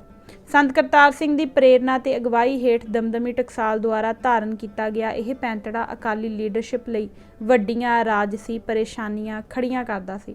ਇਸ ਕਰਕੇ ਅਕਾਲੀ ਲੀਡਰਸ਼ਿਪ ਅੰਦਰਲਾ ਇੱਕ ਪ੍ਰਭਾਵਸ਼ਾਲੀ ਵਰਗ ਜੋ ਨਾ ਸਿਰਫ ਰਾਜ ਸੱਤਾ ਦੀ ਵਧਵੀਂ ਲਾਲਸਾ ਰੱਖਦਾ ਸੀ, ਸਗੋਂ ਰਾਜ ਸੱਤਾ ਦਾ ਆਪਣੇ ਸਵਾਰਥੀ ਹਿੱਤਾਂ ਦੀ ਪੂਰਤੀ ਲਈ ਇਸਤੇਮਾਲ ਕਰਨ ਦੀ ਅਮੋੜ ਰੁਚੀ ਰੱਖਦਾ ਸੀ, ਮਨ ਅੰਦਰ ਸੰਤ ਕਰਤਾਰ ਸਿੰਘ ਪ੍ਰਤੀ ਵਿਰੋਧ ਭਾਵਨਾ ਪਾਲਣ ਲੱਗ ਪਿਆ। ਅਸਲ ਵਿੱਚ ਇਹ ਵਰਗ ਸੰਤ ਕਰਤਾਰ ਸਿੰਘ ਪ੍ਰਤੀ ਪਹਿਲਾਂ ਵੀ ਕੋਈ ਚੰਗੀ ਭਾਵਨਾ ਨਹੀਂ ਸੀ ਰੱਖਦਾ। ਸੰਤ ਗੁਰਬਚਨ ਸਿੰਘ ਖਾਲਸਾ ਭਿੰਡਰਾਂਵਾਲੇ ਦੇ ਅਕਾਲ ਚਲਾਣਾ ਕਰ ਜਾਣ ਤੋਂ ਬਾਅਦ ਜਦ ਉਹਨਾਂ ਦੀ ਜਾਨਸ਼ੀਨੀ ਬਾਰੇ ਭਿੰਡਰਾਂਵਾਲੇ ਜਥੇ ਅੰਦਰ ਥੋੜੀ ਬੇਇਤਫਾਕੀ ਪੈਦਾ ਹੋ ਗਈ ਤਾਂ ਅਕਾਲੀ ਆਗੂਆਂ ਨੇ ਸੰਤ ਕਰਤਾਰ ਸਿੰਘ ਦੀ ਦਾਅਵੇਦਾਰੀ ਨੂੰ ਨਕਾਰਨ ਦੇ ਪੁਰਜ਼ੋਰ ਯਤਨ ਕੀਤੇ। ਇਸ ਯਤਨ ਵਿੱਚ ਨਾਕਾਮ ਹੋ ਜਾਣ ਦੇ ਬਾਵਜੂਦ ਉਹਨਾਂ ਸੰਤ ਜੀ ਦੀ ਜਥੇਦਾਰੀ ਨੂੰ ਮਨੋਪਰਵਾਨ ਨਹੀਂ ਸੀ ਕੀਤਾ। ਇਸ ਦੇ ਕਾਰਨ ਵਿਅਕਤੀਗਤ ਨਾਲੋਂ ਵੱਧ ਸਿਧਾਂਤਕ ਪ੍ਰਤੀਤ ਹੁੰਦੇ ਹਨ। ਇਸ ਸਿਧਾਂਤਕ ਪੱਖ ਨੂੰ ਸਮਝਣ ਲਈ ਮਸਲੇ ਨੂੰ ਇੱਕ ਹੋਰ ਜਾਵੀਏ ਤੋਂ ਦੇਖਣ ਦੀ ਲੋੜ ਹੈ। ਪੰਜਾਬੀਆਂ ਤੋਂ ਲੈ ਕੇ 70ਵੀਆਂ ਤੱਕ ਦੇ ਦਹਾਕਿਆਂ ਦੌਰਾਨ ਸ਼ਰਧਾਵਾਨ ਸਿੱਖਾਂ ਅੰਦਰ ਸਿੱਖ ਧਰਮ ਨੂੰ ਦਰਪੇਸ਼ ਖਤਰੇ ਬਾਰੇ ਤਿੱਖਾ ਸਰੋਕਾਰ ਪੈਦਾ ਹੋਇਆ। ਇਹ ਖਤਰਾ ਦੋ ਪਾਸਿਆਂ ਤੋਂ ਮਹਿਸੂਸ ਕੀਤਾ ਗਿਆ, ਇੱਕ ਆਧੁਨਿਕਵਾਦ ਵੰਨਿਓ, ਦੂਜਾ ਬ੍ਰਾਹਮਣਵਾਦ ਵੱਲੋਂ। ਸੰਸਾਰ ਅੰਦਰ ਤੇਜ਼ੀ ਨਾਲ ਫੈਲਰ ਪਸਰ ਰਹੀ ਆਧੁਨਿਕਵਾਦੀ ਸੋਚ ਅਤੇ ਪੱਛਮੀ ਤਰਜ਼ ਦੀ ਜੀਵਨ ਸ਼ੈਲੀ ਦੇ ਸਿੱਖ ਸਮਾਜ ਉੱਤੇ ਪੈ ਰਹੇ ਦੁਰਪ੍ਰਭਾਵਾਂ ਨੂੰ ਪਛਾਣਨਾ ਬਹੁਤਾ ਮੁਸ਼ਕਲ ਨਹੀਂ ਸੀ। ਇਸ ਕਰਕੇ ਸਿੱਖ ਵਿਦਵਾਨਾਂ, ਸਿਆਸਤਦਾਨਾਂ ਤੇ ਧਰਮ ਪ੍ਰਚਾਰ ਦੇ ਕਾਰਜ ਵਿੱਚ ਜੁਟੀਆਂ ਧਾਰਮਿਕ ਸੰਸਥਾਵਾਂ ਤੇ ਹਸਤੀਆਂ ਵੱਲੋਂ ਇਸ ਰੁਝਾਨ ਨੂੰ ਨਿੰਦਣਾ ਇੱਕ ਆਮ ਜਿਹੀ ਗੱਲ ਬਣ ਗਈ ਸੀ। ਇਹ ਪੈਂਤੜਾ ਹੈ ਵੀ ਪੱਲਾ ਬੋਚਵਾ ਸੀ, ਜਿਸ ਵਿੱਚ ਕਿਸੇ ਵੀ ਧਿਰ ਨਾਲ ਕਿਸੇ ਤਕਰਾਰ ਜਾਂ ਟਕਰਾਓ ਦਾ ਖਦਸ਼ਾ ਨਹੀਂ ਸੀ। ਸਥਾਪਤੀ ਨਾਲ ਤਾਂ ਉੱਕਾ ਹੀ ਨਹੀਂ। ਇਸ ਕਰਕੇ ਲਗਭਗ ਹਰ ਸਿੱਖ ਵਿਦਵਾਨ, ਆਗੂ ਅਤੇ ਪ੍ਰਚਾਰਕ ਇਸ ਖਤਰੇ ਬਾਰੇ ਤਿੱਖੀ ਸੋਝੀ ਦਾ ਪ੍ਰਗਟਾਵਾ ਕਰ ਰਿਹਾ ਸੀ। ਪਰੰਤੂ ਬ੍ਰਾਹਮਣਵਾਦ ਹੱਥੋਂ ਦਰਪੇਸ਼ ਖਤਰੇ ਦਾ ਮਾਮਲਾ ਥੋੜਾ ਵੱਖਰਾ ਸੀ। ਬ੍ਰਾਹਮਣਵਾਦੀ ਵਿਚਾਰਧਾਰਾ ਨੇ ਸਿੱਖ ਚੇਤਨਾ ਅੰਦਰ ਇੰਨੀ ਕੁ ਘੁਸਪੈਠ ਕਰ ਰੱਖੀ ਹੋਈ ਸੀ ਕਿ ਸਿੱਖ ਪੰਥ ਅੰਦਰ ਸਿੱਖ ਧਰਮ ਦੀ ਸਿਧਾਂਤਕ ਵਿਲੱਖਣਤਾ ਤੇ ਨਿਰਮਲਤਾ ਬਣਾਈ ਰੱਖਣ ਬਾਰੇ ਚੇਤਨਾ ਬਹੁਤ ਹੀ ਪੇਤਲੀ ਪੈ ਗਈ ਸੀ। ਪਹਿਲੀ ਗੱਲ ਤਾਂ ਸਿੱਖ ਧਰਮ ਦੀ ਸਿਧਾਂਤਕ ਨਿਰਮਲਤਾ ਅੰਦਰ ਬ੍ਰਾਹਮਣਵਾਦੀ ਖੋਟ ਰਲਾਉਣ ਦੇ ਯਤਨਾਂ ਤੇ ਮੰਤਵਾਂ ਨੂੰ ਬੁੱਝਣਾ ਹੀ ਇੰਨੀ ਸੌਖੀ ਗੱਲ ਨਹੀਂ ਸੀ। ਇਸ ਦੇ ਵਿਰੋਧ ਦਾ ਪੈਂਤੜਾ ਤਿਆਰ ਕਰਨ ਲਈ ਤਾਂ ਹੋਰ ਵੀ ਵੱਧ ਉਚੇਰੀ ਚੇਤਨਾ ਤੇ ਦ੍ਰਿੜ ਨਿਸ਼ਚਾ ਲੋੜੀਂਦਾ ਸੀ। ਸਿੱਖ ਪੰਥ ਦੇ ਤਤਕਾਲੀ ਬੌਧਿਕ, ਰਾਜਨੀਤਿਕ ਤੇ ਧਾਰਮਿਕ ਰਹਿਬਰਾਂ ਅੰਦਰ ਇਹ ਗੁਣ ਬਹੁਤਾ ਆਮ ਨਹੀਂ ਸੀ ਪਾਇਆ ਜਾਂਦਾ। ਉਹਨਾਂ ਅੰਦਰ ਇਸ ਖਤਰੇ ਦੀ ਗੰਭੀਰਤਾ ਨੂੰ ਪਛਾਣ ਸਕਣ ਦੀ ਸੂਝ ਸਮਰੱਥਾ ਹੀ ਮਾਦੀ ਨਹੀਂ ਸੀ ਪੈ ਗਈ ਹੋਈ। ਉਹਨਾਂ ਅੰਦਰ ਇਸ ਦੇ ਵਿਰੋਧ ਵਿੱਚ ਡਟਣ ਦਾ ਲੜਾਕੂ ਜਜ਼ਬਾ ਤੇ ਤੰਤ ਵੀ ਨਹੀਂ ਸੀ ਰਿਹਾ। ਨਤੀਜੇ ਵਜੋਂ ਸਿੱਖ ਕੌਮ ਅੰਦਰ ਬ੍ਰਾਹਮਣਵਾਦ, ਹਿੰਦੂਵਾਦ ਨਾਲ ਹਰ ਪੱਧਰ ਤੇ ਸਮਝੌਤਾ ਕਰਨ ਦੀਆਂ ਰੁਚੀਆਂ ਭਾਰੂ ਹੋ ਨਿਬੜੀਆਂ ਸਨ। ਇਸ ਵਜ੍ਹਾ ਕਰਕੇ ਹੀ ਜ਼ਿਆਦਾਤਰ ਸਿੱਖ ਬੌਧਿਕ, ਰਾਜਨੀਤਿਕ ਤੇ ਧਾਰਮਿਕ ਹਲਕੇ ਦੰਬੀ ਨਿਰੰਕਾਰੀ ਪੰਥ ਦੇ ਸਿਧਾਂਤਕ ਹਮਲੇ ਪ੍ਰਤੀ ਕਬੂਤਰ ਵਾਂਗ ਅੱਖਾਂ ਮੀਟ ਲੈਣ ਵਾਲਾ ਰੁਖ ਅਖਤਿਆਰ ਕਰੀ ਬੈਠੇ ਸਨ। ਇਸ ਆਤਮਘਾਤੀ ਰੁਝਾਨ ਦੇ ਉਲਟ ਸੰਤ ਕਰਤਾਰ ਸਿੰਘ ਭਿੰਡਰਾਂਵਾਲੇ ਦੀ ਅਨੂਠੀ ਧਾਰਮਿਕ ਚੇਤਨਾ ਤੇ ਸਿੱਖੀ ਸਪਿਰਿਟ ਉਹਨਾਂ ਨੂੰ ਇਸ ਹਮਲੇ ਦਾ ਦ੍ਰਿੜਤਾ ਨਾਲ ਟਾਕਰਾ ਕਰਨ ਲਈ ਪ੍ਰੇਰਿਤ ਕਰ ਰਹੀ ਸੀ। ਦਮਦਮੀ ਟਕਸਾਲ ਤੋਂ ਇਲਾਵਾ ਅਨੇਕਾਂ ਹੀ ਹੋਰ ਸੰਪਰਦਾਵਾਂ ਤੇ ਸੰਸਥਾਵਾਂ ਸਿੱਖੀ ਪ੍ਰਚਾਰ ਦੇ ਕਾਰਜ ਵਿੱਚ ਲੱਗੀਆਂ ਹੋਈਆਂ ਸਨ, ਪਰ ਉਹਨਾਂ ਚੋਂ ਬਹੁਤੀਆਂ ਨੇ ਖੁਦ ਬ੍ਰਾਹਮਣਵਾਦ ਦੇ ਵਿਨਾਸ਼ਕਾਰੀ ਪ੍ਰਭਾਵ ਗ੍ਰਹਿਣ ਕਰ ਰੱਖੇ ਹੋਏ ਸਨ। ਗੁਰੂ ਤੇ ਚੇਲੇ ਦੀ ਦਵੈਤ ਭਾਰਤੀ ਵੈਦਿਕ ਪਰੰਪਰਾ ਦੀ ਚੂਲ ਹੈ ਤੇ ਭਾਰਤੀ ਵਿਪਰ ਫਲਸਫੇ ਦੀ ਰੀੜ੍ਹ ਦੀ ਹੱਡੀ ਹੈ। ਦੇਹਧਾਰੀ ਗੁਰੂ ਪਰੰਪਰਾ ਮਨੁੱਖ ਨੂੰ ਵਿਡਾਣੀ ਚਾਕਰੀ ਸਿਖਾਉਣ ਦੀ ਪਾਠਸ਼ਾਲਾ ਹੈ। ਇਹ ਵਿਡਾਣੀ ਚਾਕਰੀ ਮਨੁੱਖ ਦੇ ਗੌਰਵ ਤੇ ਉਸ ਦੀ ਮਹੱਤਤਾ ਨੂੰ ਘਟਾਉਂਦੀ ਹੈ। ਦੇਹਧਾਰੀ ਗੁਰੂ ਦੇ ਚਰਨੀ ਪਿਆ ਮਨੁੱਖ ਬੋਣਾ ਭਗਤ ਬਣ ਜਾਂਦਾ ਹੈ। ਦੇਹਧਾਰੀ ਗੁਰੂਆਂ ਦੇ ਅੱਡੇ ਮਨੁੱਖ ਤੋਂ ਉਸ ਦਾ ਸਵੈ ਖੋਹ ਲੈਂਦੇ ਹਨ, ਉਸ ਦੀ ਸੁਰਤ ਨੂੰ ਆਪਣੇ ਵੱਲ ਜੋੜਦੇ ਹਨ। ਇਸ ਜਾਲ ਵਿੱਚ ਫਸ ਕੇ ਮਨੁੱਖ ਚਾਕਰ ਰੂਪ ਧਾਰਨ ਕਰ ਲੈਂਦਾ ਹੈ। ਉਸ ਅੰਦਰ ਹੀਣਤਾ ਤੇ ਮੁਥਾਜਗੀ ਦਾ ਭਾਵ ਪੈਦਾ ਹੋ ਜਾਂਦਾ ਹੈ। ਇਸ ਭਾਵਨਾ ਦਾ ਸ਼ਿਕਾਰ ਹੋਏ ਮਨੁੱਖ ਅੰਦਰ ਗੌਰਵ ਤੇ ਆਜ਼ਾਦੀ ਦਾ ਜਜ਼ਬਾ ਅੰਗੜਾਈ ਨਹੀਂ ਲੈ ਸਕਦਾ। ਇਸ ਵਜ੍ਹਾ ਕਰਕੇ ਹੀ ਹਿੰਦੂ ਸਮਾਜ ਯੁੱਗਾਂ ਤੱਕ ਗੁਲਾਮੀ ਦੀ ਲਾਨਤ ਭੋਗਦਾ ਰਿਹਾ। ਪੀਰੀ ਦੇ ਸੁਆਮੀਆਂ ਦੀ ਪੂਜਾ ਮਨੁੱਖ ਨੂੰ ਮੀਰੀ ਦੇ ਸੁਆਮੀਆਂ ਕੇਂਦਰਿਤ ਰਾਜ ਦਾ ਮੁਥਾਜ ਬਣਾ ਦਿੰਦੀ ਹੈ। ਇਸ ਤਰ੍ਹਾਂ ਮੀਰੀ ਦੇ ਖੇਤਰ ਦਾ ਮੀਰ ਤੇ ਪੀਰੀ ਦੇ ਖੇਤਰ ਦਾ ਪੀਰ ਇੱਕ ਦੂਜੇ ਦੇ ਪੂਰਕ ਹਨ। ਦੋਨੋਂ ਮਾਨਵਤਾ ਦਾ ਸ਼ੋਸ਼ਣ ਕਰਦੇ ਹਨ। ਦੋਵੇਂ ਬਿੱਪਰ ਸ਼ਤਰੰਜ ਦੇ ਮੋਹਰੇ ਹਨ। ਦੋਨੋਂ ਰਲ ਕੇ ਮਨੁੱਖਤਾ ਨੂੰ ਅਗਿਆਨਤਾ ਦਾ ਸ਼ਿਕਾਰ ਬਣਾ ਕੇ ਇਸ ਨੂੰ ਅਧਿਆਤਮਕ ਤੇ ਰਾਜਨੀਤਿਕ ਗੁਲਾਮੀ ਦੀਆਂ ਜੰਜੀਰਾਂ ਵਿੱਚ ਜਕੜਦੇ ਹਨ। ਬ੍ਰਾਹਮਣਵਾਦੀ ਵਿਚਾਰਧਾਰਾ ਦੇ ਉਲਟ ਸਿੱਖ ਫਲਸਫਾ ਮਨੁੱਖ ਦੀ ਮੁਕਤੀ ਦਾ ਫਲਸਫਾ ਹੈ। ਸਿੱਖ ਫਲਸਫਾ ਗੁਰੂ ਤੇ ਚੇਲੇ ਦੀ, ਦਾਤਾ ਤੇ ਭੁਗਤਾ ਦੀ ਅਤੇ ਠਾਕਰ ਤੇ ਸੇਵਕ ਦੀ ਦਵੈਤ ਖਤਮ ਕਰਕੇ ਆਪੇ ਗੁਰੂ ਆਪੇ ਚੇਲਾ, ਆਪੇ ਦਾਤਾ ਆਪੇ ਭੁਗਤਾ, ਆਪੇ ਠਾਕਰ ਆਪੇ ਸੇਵਕ ਅਤੇ ਆਪੇ ਰਾਜਾ ਆਪੇ ਪਰਜਾ ਦਾ ਸਿਧਾਂਤ ਬੁਲੰਦ ਕਰਦਾ ਹੈ। ਇਹ ਸ਼ਬਦ ਨਾਲ ਪ੍ਰੀਤ ਕਰਕੇ ਪੀਰ ਦੀ ਪੀਰੀ ਨੂੰ ਖਿੱਚ ਲੈਣ ਤੇ ਮੀਰ ਦੀ ਮੀਰੀ ਨੂੰ ਖੋਹ ਲੈਣ ਦਾ ਵੱਲ ਸਿਖਾਉਂਦਾ ਹੈ। ਜਿੱਥੇ ਬਿੱਪਰ ਵਿਚਾਰਧਾਰਾ ਮਾਨਵਤਾ ਨੂੰ ਭੁਗਤਾ ਸਮੂਹ, ਚਾਕਰ ਸਮੂਹ ਅਤੇ ਗੁਲਾਮ ਸਮੂਹ ਬਣਾਉਂਦੀ ਹੈ, ਉੱਥੇ ਸਿੱਖ ਵਿਚਾਰਧਾਰਾ ਮਨੁੱਖਤਾ ਨੂੰ ਜਾਗਰੂਕ ਕਰਕੇ ਪੀਰਾਂ ਦੀ ਹਾਣੀ ਬਣਾਉਂਦੀ ਅਤੇ ਮੀਰੀ ਨੂੰ ਹੰਨੇ ਵੰਡਣ ਦੀ ਜਾਂਚ ਸਿਖਾਉਂਦੀ ਹੈ। ਇਸ ਕਰਕੇ ਜਿੱਥੇ ਬਿੱਪਰ ਧਾਰਾ ਨੇ ਹਮੇਸ਼ਾ ਹੀ ਮਨੁੱਖ ਅੰਦਰ ਸ਼ਖਸੀ ਪੂਜਾ ਦੀ ਬਿਰਤੀ ਨੂੰ ਬੜਾਵਾ ਦਿੱਤਾ ਹੈ, ਉੱਥੇ ਗੁਰੂ ਸਾਹਿਬਾਨ ਨੇ ਬੰਦੇ ਨੂੰ ਆਪਣਾ ਮੂਲ ਪਛਾਣਨ ਅਤੇ ਤੇਜ ਪੂਜਕ ਹੋਣ ਦੀ ਥਾਂ ਖੁਦ ਤੇਜ ਧਾਰਕ ਬਣਨ ਦੀ ਸਿੱਖਿਆ ਤੇ ਜਾਂਚ ਮੁਹੱਈਆ ਕੀਤੀ। ਸੋ ਸ਼ਖਸੀ ਪੂਜਾ ਬਾਰੇ ਹਿੰਦੂ ਅਤੇ ਸਿੱਖ ਨਜ਼ਰੀਏ ਵਿਚਕਾਰ ਬੁਨਿਆਦੀ ਸਿਧਾਂਤਕ ਵਖਰੇਵਾਂ ਹੈ। ਇਸ ਵਖਰੇਵੇਂ ਨੂੰ ਕਿਸੇ ਵੀ ਰੂਪ ਵਿੱਚ ਮੇਟਣ ਦਾ ਯਤਨ ਸਿੱਖ ਧਰਮ ਦੇ ਸਿਧਾਂਤਕ ਨਿਆਰੇਪਣ ਨੂੰ ਨਕਾਰਨਾ ਹੈ। ਸ਼ਬਦ ਗੁਰੂ ਦਾ ਸਿਧਾਂਤ ਸਿੱਖ ਧਰਮ ਨੂੰ ਹਿੰਦੂ ਮੱਤ ਨਾਲੋਂ ਨਿਖੇੜਦਾ ਵੀ ਹੈ ਅਤੇ ਬ੍ਰਾਹਮਣਵਾਦੀ ਫਲਸਫੇ ਉੱਤੇ ਕਰਾਰੀ ਚੋਟ ਵੀ ਕਰਦਾ ਹੈ। ਇਸ ਕਰਕੇ ਬ੍ਰਾਹਮਣਵਾਦ ਸ਼ੁਰੂ ਤੋਂ ਹੀ ਸ਼ਬਦ ਗੁਰੂ ਦੇ ਸਿਧਾਂਤ ਪ੍ਰਤੀ ਈਰਖਾ ਤੇ ਵੈਰ ਭਾਵ ਪਾਲਦਾ ਆ ਰਿਹਾ ਹੈ। ਬ੍ਰਾਹਮਣਵਾਦੀ ਤਾਕਤਾਂ ਨੇ ਮੁੱਢ ਤੋਂ ਹੀ ਸਿੱਖ ਧਰਮ ਦੀ ਇਸ ਸਿਧਾਂਤਕ ਵਿਲੱਖਣਤਾ ਨੂੰ ਖਤਮ ਕਰਨ ਲਈ ਅਨੇਕਾਂ ਚਾਲਾਂ ਚੱਲੀਆਂ ਹਨ। ਉਹਨਾਂ ਨੇ ਸਿੱਖ ਪੰਥ ਅੰਦਰ ਸ਼ਖਸੀ ਪੂਜਾ ਦੇ ਰੁਝਾਨ ਨੂੰ ਉਤਸ਼ਾਹਿਤ ਕਰਨ ਵਿੱਚ ਹਮੇਸ਼ਾ ਹੀ ਉਚੇਚੀ ਰੁਚੀ ਪ੍ਰਗਟਾਈ ਹੈ। ਸੰਤ ਨਿਰੰਕਾਰੀ ਮੰਡਲ ਨੂੰ ਖੁੱਲ੍ਹੀ ਇਮਦਾਦ ਤੇ ਰਾਜਨੀਤਿਕ ਸਰਪ੍ਰਸਤੀ ਮੁਹੱਈਆ ਕਰਨ ਪਿੱਛੇ ਵੀ ਹਿੰਦੂਵਾਦੀ ਤਾਕਤਾਂ ਦੇ ਇਹੋ ਹਿੱਤ ਤੇ ਉਦੇਸ਼ ਕੰਮ ਕਰਦੇ ਹਨ।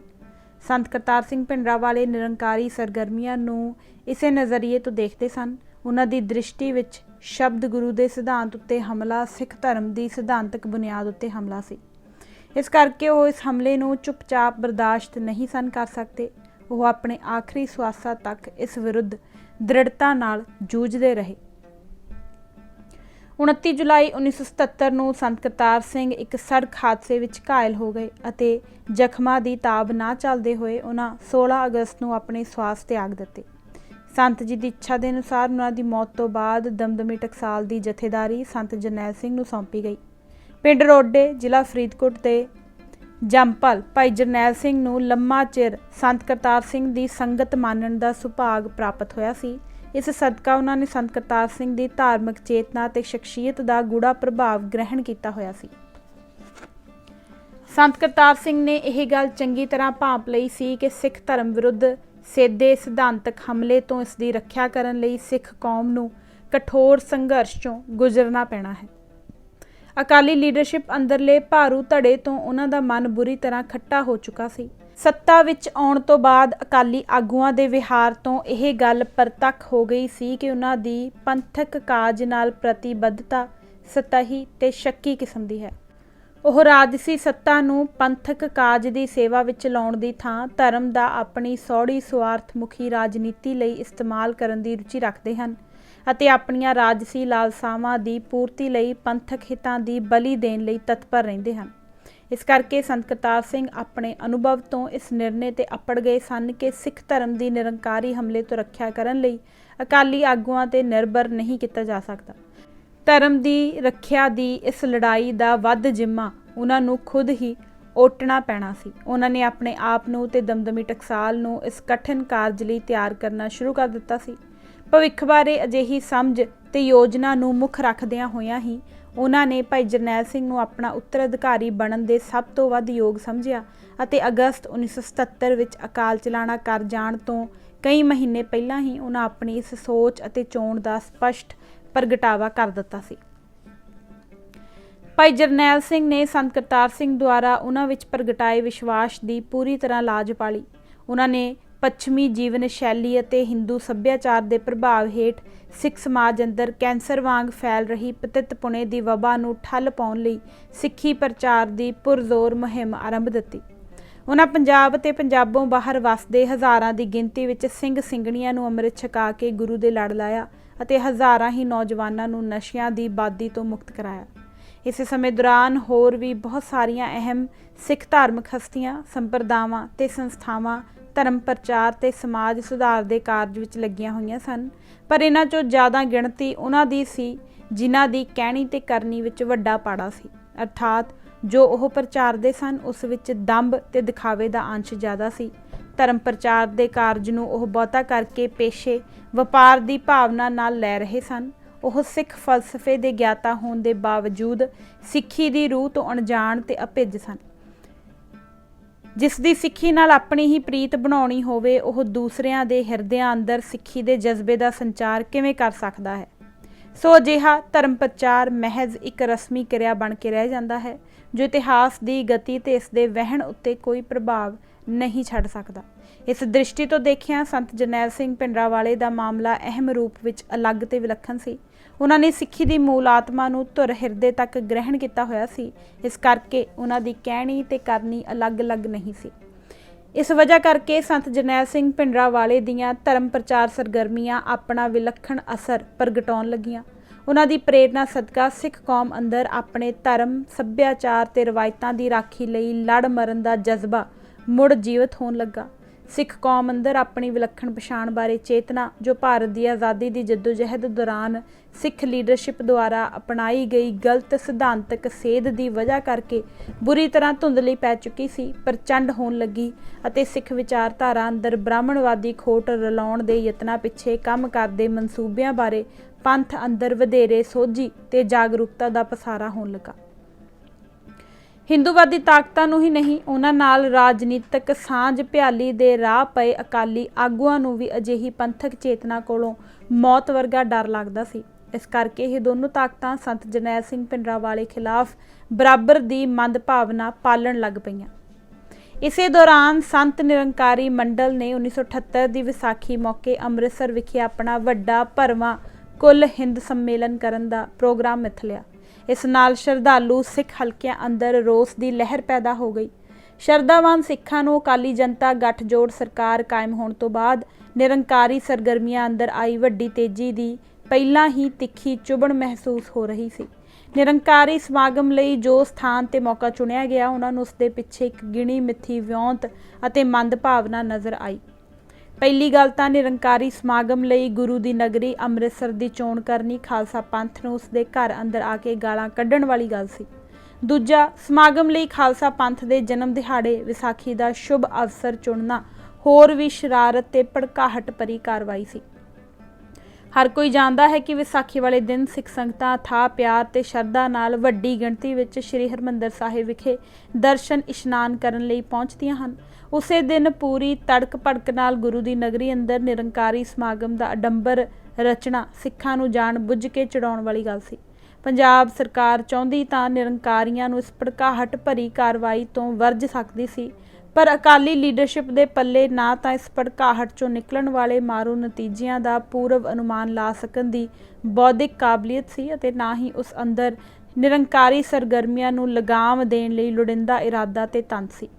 ਇਸ ਕਰਕੇ ਸ਼ਰਧਾਲੂ ਸਿੱਖ ਜਨਤਾ ਦੀਆਂ ਭਾਵਨਾਵਾਂ ਦੀ ਉੱਕਾ ਹੀ ਪ੍ਰਵਾਹ ਨਾ ਕਰਦਿਆਂ ਹੋਇਆਂ ਪੰਜਾਬ ਦੀ ਅਕਾਲੀ ਜਨਤਾ ਗੱਠਜੋੜ ਸਰਕਾਰ ਨੇ ਨਿਰੰਕਾਰੀਆਂ ਨੂੰ ਵਿਸਾਖੀ ਦੇ ਪਵਿੱਤਰ ਦਿਹਾੜੇ ਤੇ ਅੰਮ੍ਰਿਤਸਰ ਵਿਖੇ ਆਪਣੀ ਤਾਕਤ ਦਾ ਉਜੜ ਦਿਖਾਵਾ ਕਰਨ ਦੀ ਖੁੱਲ੍ਹੀ ਛੁੱਟੀ ਦੇ ਦਿੱਤੀ।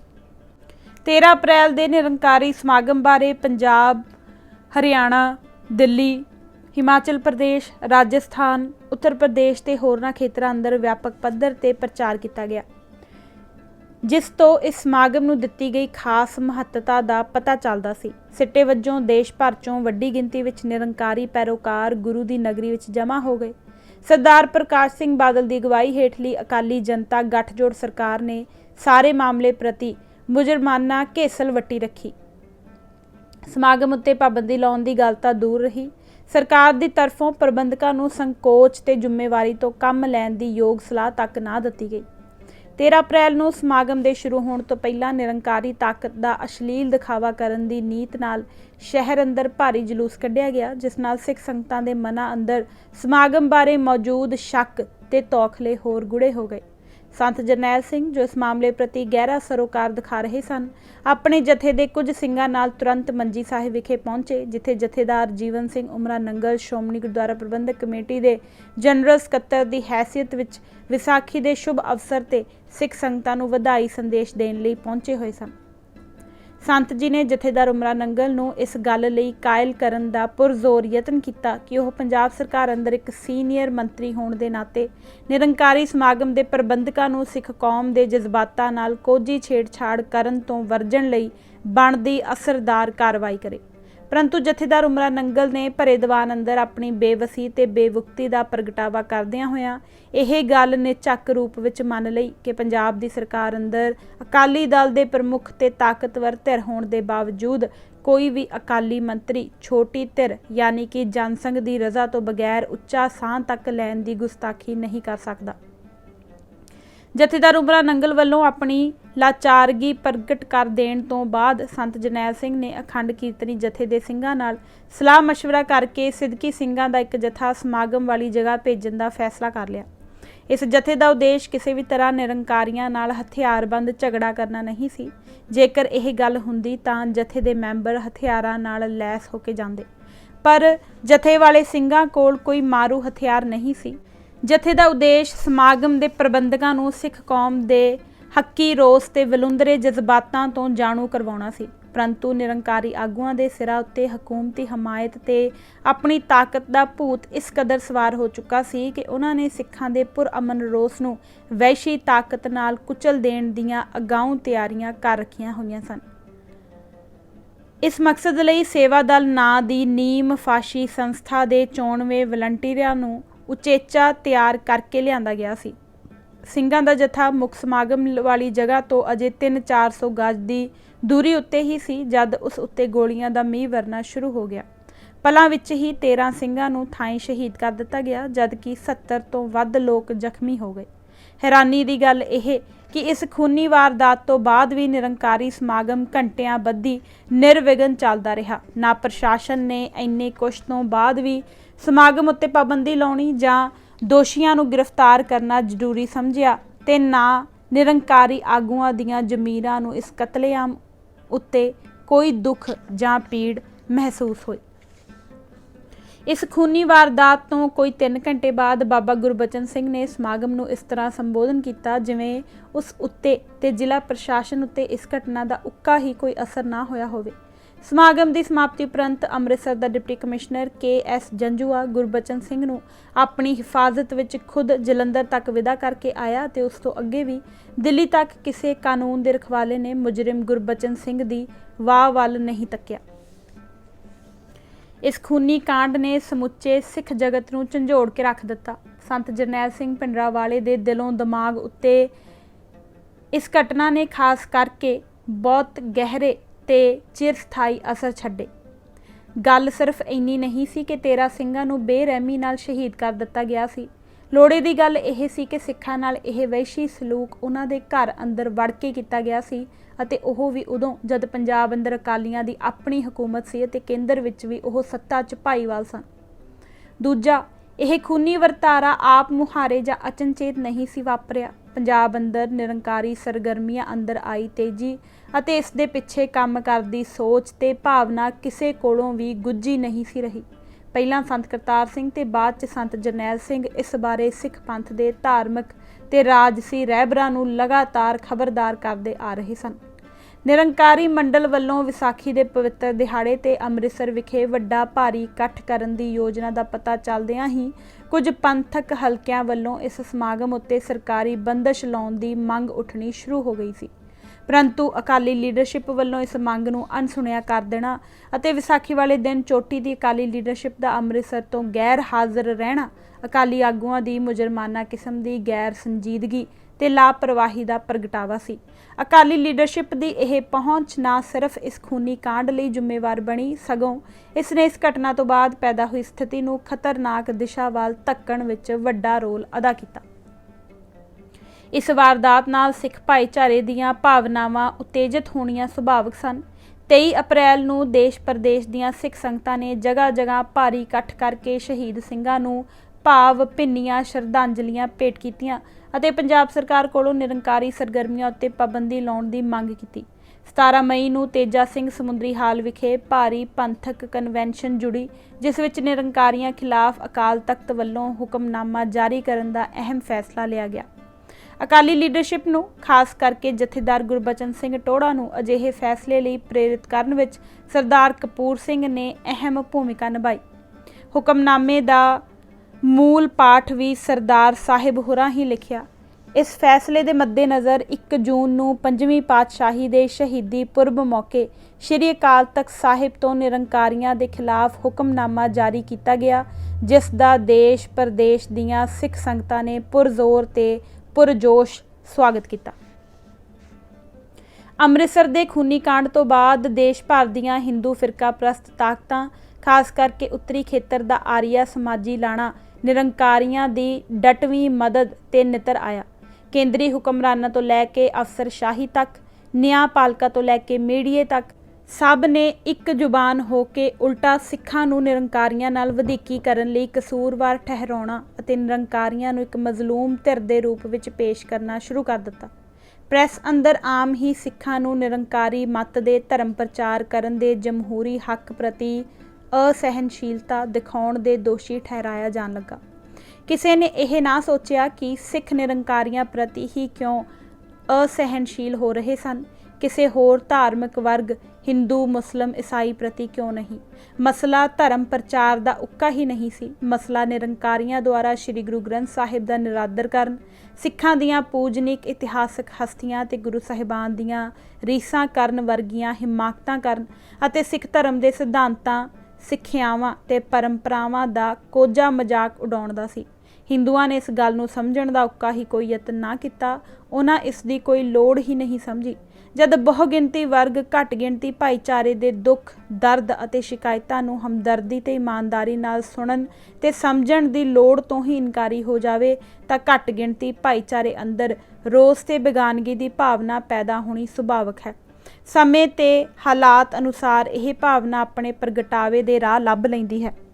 ਅੰਮ੍ਰਿਤਸਰ ਦੇ ਖੂਨੀ ਸਾਕੇ ਤੋਂ ਬਾਅਦ ਸੰਤ ਜਰਨੈਲ ਸਿੰਘ ਭਿੰਡਰਾਂਵਾਲੇ ਦੇ ਚਮਤਕਾਰੀ ਗਤੀ ਨਾਲ ਸਿੱਖ ਰਾਜਸੀ ਦ੍ਰਿਸ਼ ਉੱਤੇ ਛਾ ਜਾਣ ਦਾ ਰਾਜ਼ ਰਾਜਨੀਤਿਕ ਉਥਲ-ਪੁਥਲ ਦੇ ਇਸ ਵਿਆਕਰਣਕ ਨਿਯਮ ਅੰਦਰ ਛੁਪਿਆ ਹੋਇਆ ਹੈ। ਭਿੰਡਰਾਂਵਾਲੇ ਵਰਤਾਰੇ ਨੂੰ ਇੰਦਰਾ ਗਾਂਧੀ ਤੇ ਕਾਂਗਰਸ ਦੀ ਮਾਰਫਤ ਗਿਆਨੀ ਜੈਲ ਸਿੰਘ ਰਚਨਾ ਤਸੱਵਰ ਕਰਨ ਵਾਲੀ ਸੋਚ ਅਤੇ ਧਾਰਨਾ ਬਾਰੇ ਅੱਗੇ ਜਾ ਕੇ ਚਰਚਾ ਕੀਤੀ ਜਾਵੇਗੀ।